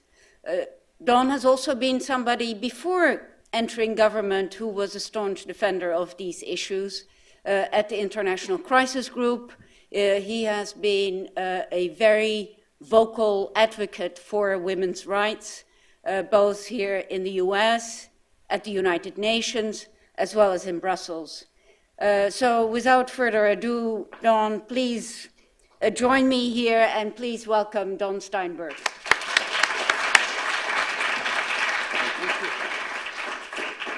Thank you. Yeah, that is the tradition. Boy, if I'd known I was getting two, I would have showed up earlier. So, thank you. Thank you, Chantal, for that kind introduction. And I am the Deputy Administrator at USAID, but let me, in this small, intimate setting, really let you in on a secret, which is my real job, my day job, is to ensure that our conflict and humanitarian and development efforts at USAID are inclusive. And by inclusion, I mean that they draw on the contributions of previously marginalized and disempowered groups, whether that's women, whether that's people with disabilities, the LGBT community, indigenous populations, young people, et cetera. They have to be at the center of everything we do at USAID. They have to be not only the beneficiaries of our programs, but the planners and the implementers. And we have an expression we use at USAID, nothing about them without them. And I think that typifies what our vision is. Let me also say, looking around this room, I come to this issue of sexual violence and conflict with a fair amount of humility, given that many of the people in this room have actually taught me everything I know about the issue. I was thinking that I feel like the man who is asked to give a speech on whale anatomy and shows up and looks in the front row and sees Jonah sitting there. And we have Jonah in the front row right here, or Jonas, perhaps. You know, for advocates of empowerment and protection of women in conflict, these are very heady times. The past decade, I think we've seen more progress in this arena in terms of elevating our concerns, in terms of allocating financial and personal resources, in terms of passing laws and resolutions than at ever before. Now, it's tragic that it's taken images of women being raped in the Eastern Congo, or a young girl courageously recovering from being shot in Pakistan, or girls having acid thrown in their face for daring to return to school in Afghanistan. But that has indeed challenged and shamed our collective conscience, and we're responding. And in the pattern of what Innocent was talking about, pessimistic and optimistic, in a moment I will talk about some of the progress that I think we've achieved, but I did want to acknowledge at the start that we have a high bar to overcome and a sad legacy in this space. You know, the inconvenient truth is that we're making collectively too little difference in the struggle to combat sexual abuse, to address impunity, to overcome the systematic disengagement of women from peace processes and post-conflict reconstruction. Look around the world, rape continues to be used unabated as a weapon of war.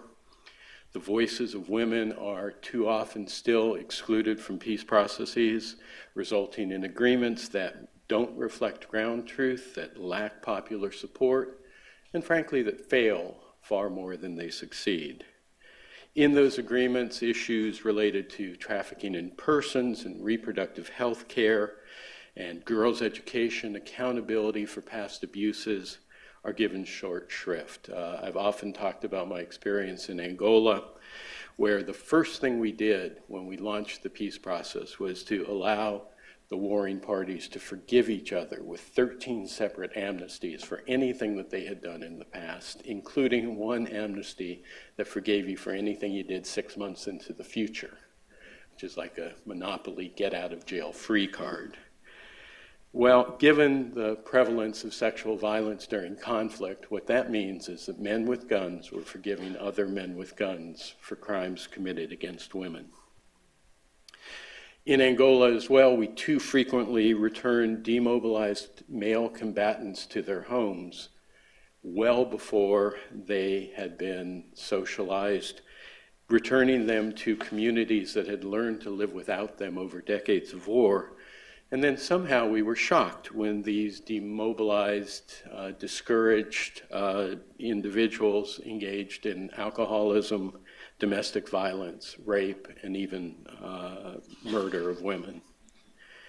And let me say also, I think we pay too little attention to what I call the cascading pattern of marginalization, in which women who are from indigenous groups or who are disabled or who are LGBT or who are displaced are subjected to the worst abuses and receive the least protection. So, against this backdrop, where have I seen progress? Well, if you consider any great movement against political or social injustice, I think the first step that you need to accomplish is a change in norm and attitudes. You then hope that that change in norms leads to a change in institutions and policies and practices, and you better hope that that actually changes outcomes on the ground. And so in terms of the attitudes, we have indeed made tremendous strides. And again, I credit many of the people in this room for speaking out on issues of gender-based violence long before they became fashionable. I was very pleased when President Obama, in his State of the Union address last Tuesday, reaffirmed his commitment to women's empowerment and highlighted that these issues are key not only to a reflection of our values, but to our national security interests. And I think the American people get it. In addition to wanting to live in a world that is respectful of human rights and human dignity, Americans know that countries that respect women, that involve them as full contributors to peace processes and to national reconciliation, do not tend to traffic in people or weapons or drugs. They don't send off large numbers of refugees across borders or across oceans. They don't transmit pandemic diseases. They don't send off pirates or terrorists who are training in their countries. And perhaps most importantly, they do not tend to require American troops on the ground. As we look ahead, we had a great spokesperson, and leader in this arena in Secretary Hillary Clinton. But I'm convinced that we're in good hands as well under the leadership of John Kerry. Senator Kerry has an unmatched commitment during his Senate career to women's empowerment and the elimination of violence against women.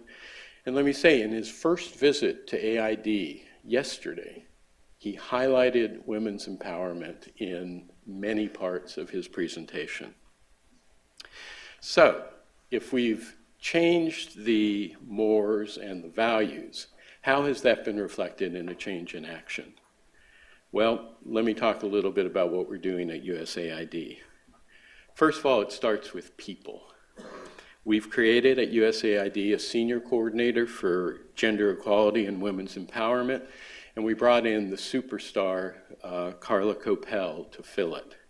We also brought in a world-class gender economist, Karen Groen, who's now integrating these considerations into everything we do at USAID, whether it's food security or climate change or global health. We have a new Center for Democracy and Human Rights and Governance with an emphasis on women's rights, on anti-trafficking, and on sexual and gender-based violence. And perhaps most importantly, we've drawn on the incredible talent and commitment of our career people. We've trained 500 people in issues related to gender-based violence. We have appointed gender advisors in every operating unit at USAID. We've created a network of gender champions who are establishing a global community of practice within the agency. And in the past year, we've actually strengthened a requirement that was in place where every single project that we do has to have a gender impact statement. We've also launched a variety of projects directly attacking issues related to sexual violence in the context of armed conflict, including programs that address maternal mortality in those settings, expand family planning, and increase protection for women in the context of disasters. I wanted to relate this to what actually goes on the ground. I am one of those who believes that great movements can change things, but it all comes down to people. And I'm always reminded of the great quote from Robert F. Kennedy, who said, "Each time a person stands up for an ideal or acts to improve the lot of others, or strikes out against injustice, he or she sends forth a tiny ripple of hope. And crossing each other from a million different centers of energy and daring, those ripples build a current that can sweep down the mightiest walls of oppression and resistance." So let me tell you about a few of those ripples that I've seen over the course of the last few years. We were very concerned that women were not participating in peace processes around the world and the impact that that was having. And so 2 years ago, we launched a program to provide $14 million to bring women into peace processes all around the world. And I had the privilege of announcing that program at Afad University in Khartoum, Sudan, that great women's institution.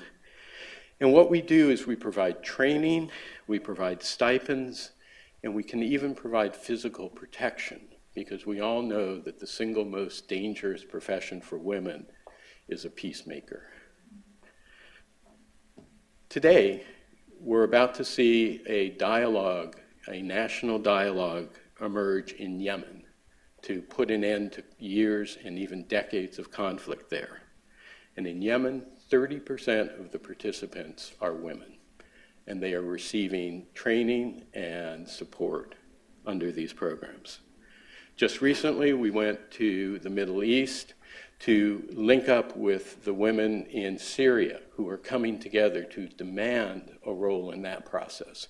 We're providing assistance to women's organizations in Egypt to ensure that we don't see backsliding in that country as they move ahead.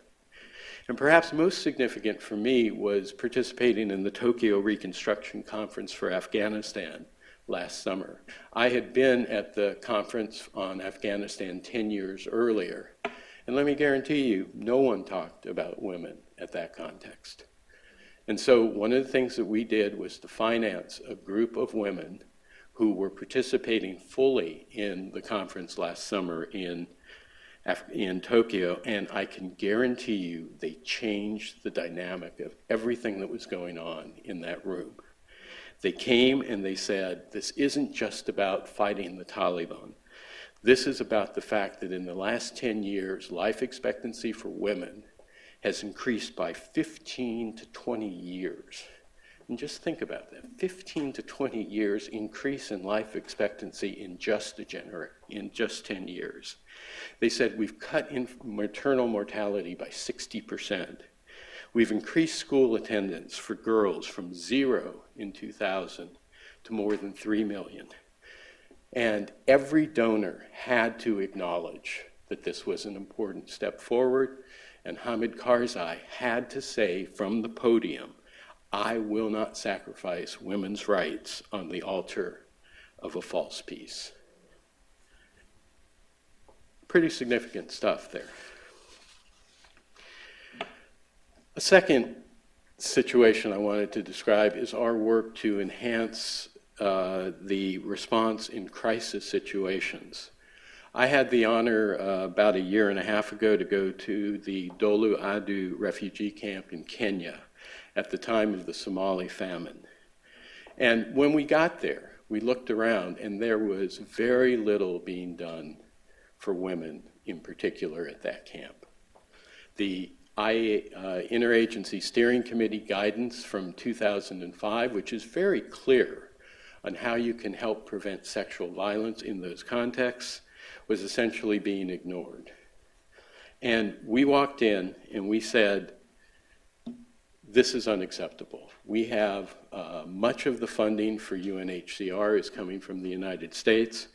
And so we created a system where we have a gender response unit within our agency that goes out now to these situations to help. And let me say, in the situation in the Somali refugee camps, we helped prevent and respond to sexual violence against refugees.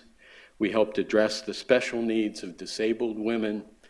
We expanded reproductive health care, and we ensured access to clean cook stoves. And all of those are vital, and we are doing the same thing in response to our future situations. We are very concerned that our response in the earthquake in Haiti, in floods in the sub-Indian continent, in other situations around the world, including Somalia, our response has not been good. And so we are focused on this. A third example I wanted to cite was my trip recently to San Luis Robles in Colombia. Colombian women, and in particular Afro-Colombian women, have been the key victims of the literally 50 years of civil war that have hit that country. And so in order to ensure that all of our programs were helping these women, we put together a program focused on developing alternative crops to allow them to turn their back on coca production. And when I arrived in San Luis Robles, I was met by indigenous women and Afro-Colombian women who were standing up in the public square and publicly and defiantly saying no to the drug traffickers, to the FARC. One woman said, enough is enough. And she was empowered to do that by the fact that she was getting support from the international community. Two other examples I wanted to cite, one from this country. I recently went out to Denver, Colorado, where campus students are standing up to fight against trafficking in persons. They're thinking globally and acting locally.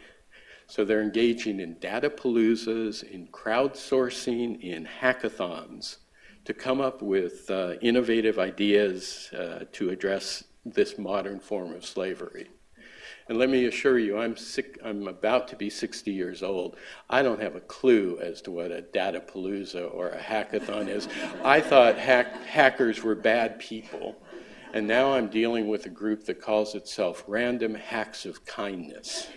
That said, I do understand what they're doing. What they have come up with is a cell phone application where you can take your cell phone into Target with you, put it up against the barcode of a product, and you can see how much trafficked labor was involved in producing that good.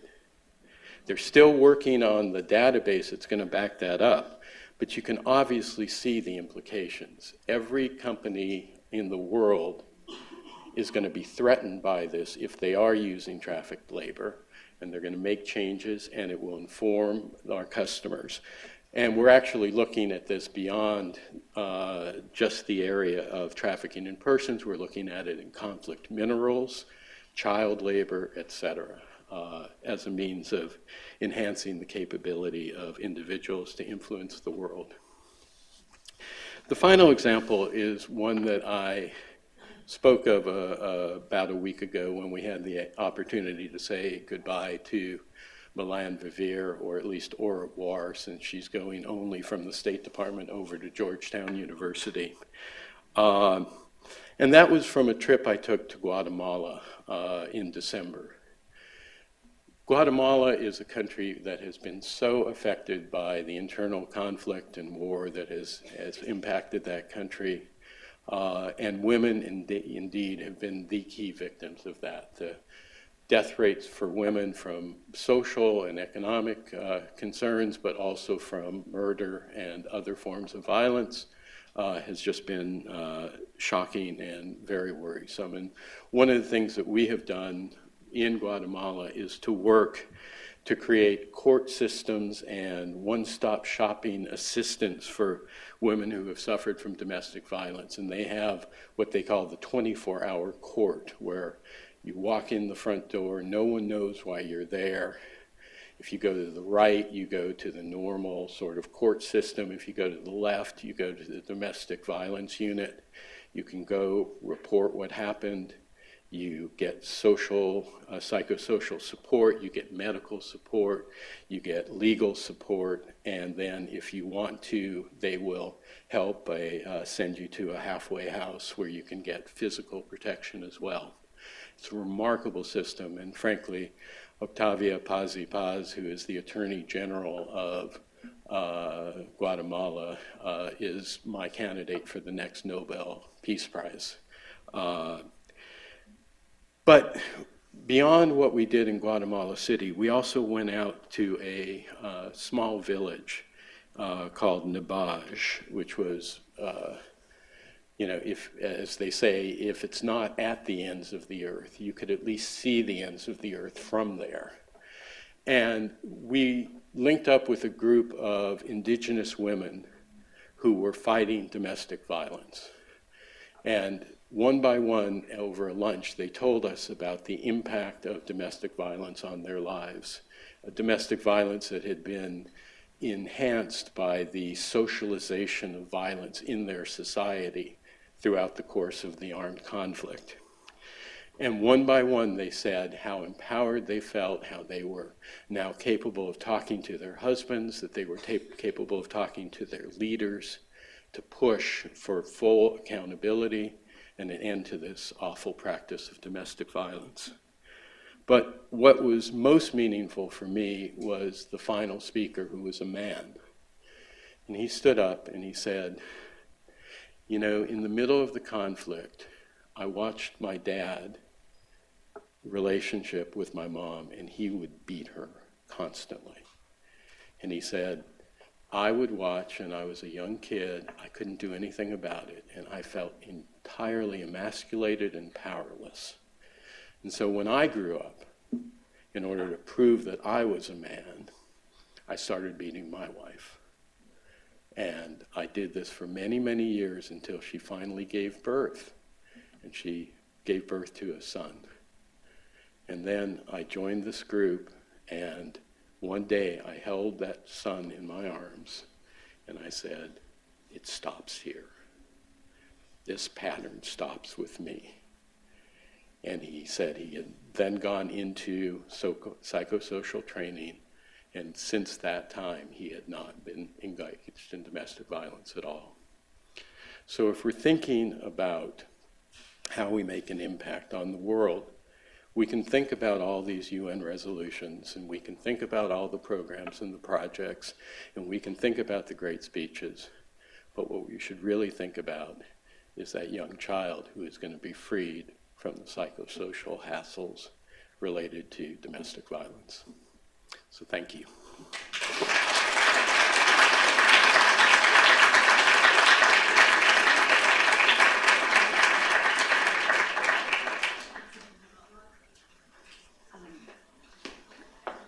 Don said he'll take a few questions if you would like. So Don, we're very, we're just like one big happy group. One big happy group. So if you could, if there are questions, please make them true or false. Okay? Or multiple choice, but then I need a D, none of the above. So, please.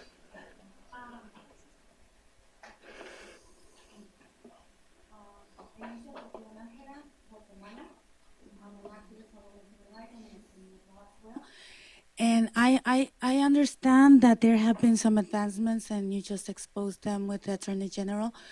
But my question would be also addressed as to why then the femicide rates in my country continue to escalate. And I know that sometimes we see that there has been some changes, but don't you think that sometimes we give the message that the problematic is being treated and the results are the lives that are being exposed when we take action and go to the courthouse and the procedure doesn't end as we suppose or wish they would? And what happens to that circumstance is the more exposure to violence due to retaliation, because these offices are not in the Republic and especially in the inner towns where the violence is most exposed to women. Take another question if there's some. Take that question. No, it's a great question because indeed I'm deeply concerned that we aren't making progress quickly enough or consistently enough in all of Central America. One of the things that we have done is support throughout Central America the establishment of 100 youth centers where literally thousands of kids are coming to each one of those to learn lessons about the future, to move beyond gang violence, to move beyond domestic violence, to see a new future for themselves. But it's a long step. It's a long road to go. I am very pleased that we have noted a substantial decline in violence in the communities that we're operating in. But now we need to expand them, take them to scale throughout Central America. One of the things that we are actually doing is linking up with the deputy mayor of Los Angeles, who has a long history of working in this area. We at AID have signed an agreement with him, and they are taking the models that have worked in Chicago and Los Angeles and other places to Central America, and they're finding a real resonance there. But the other point I wanted to make is in response to your point about people standing up and the risks that they take. It is the responsibility of our government to have the backs of people who are standing up in these spaces. And it is ultimately up to the individuals, but we need to facilitate that. When I was in Angola as the American ambassador, whenever a woman would stand up and publicly say something in the area of human rights, or an LGBT activist, or a disabled activist, we would very quietly call that person. And we would say, do you want to come over to the embassy, have a meeting with the ambassador, take pictures, and we will essentially wrap the American flag around you? And very frequently they would say yes. And on occasion they would say, are you kidding? I have no desire. That's like a death sentence for me. But the point being that we need to support activists in this area, but we have to do it according to their wishes. We need to follow their lead in these environments. My name is Maria Emma Wills. I come from Colombia. I work at the Historical Memory Commission. And I wanted to know what is your take on the negotiation process going on in Colombia and the lack of women at the table? Well, the process is one of the most positive developments in Latin America in the past decade, and I think it reflects some new policies that President Santos has implemented. I think it also reflects, to a great extent and great tribute to them, the powers of civil society who have finally stepped up and, as I said before, have said enough is enough. Not only the FARC, but the other right-wing paramilitary groups as well. We are deeply concerned about the lack of women's participation in this process. And one of the programs that we're now in the process of implementing is reaching out to women in Colombia, activists who have been in the forefront of the political dialogue, and to, as I said before, see about providing training, providing stipends, providing physical protection in order to facilitate their participation. We are also in direct contact with the leaders of the actual negotiations to say, unless you involve women in these peace processes, you're going to fail.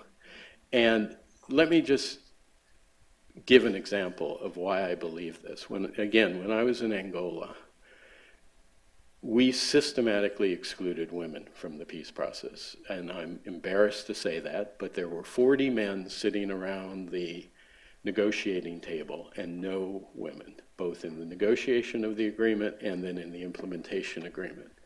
So you want to know where the next rebel attack is going to come?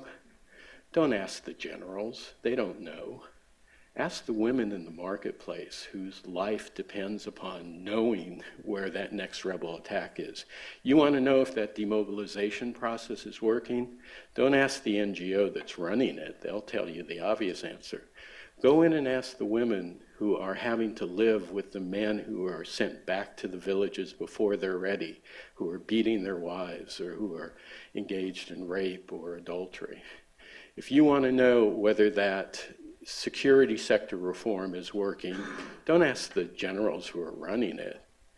Ask the women who are trying to access the justice system or the security system and ask them, are these your friends and protectors, or are these the people who are persecuting and prosecuting you? And so it is essential to remind the leaders of both sides that if this progress is going to lead to an agreement, and that agreement is going to be stable, we need to involve women both in the negotiation of the process and subsequently in the implementation. I hate to say that we have to wrap up. But I'm having a great time. What's going on? Well, you're going to be here. Oh, can okay. you join us for lunch? Great, and so he'll be here, and you can address questions. Thank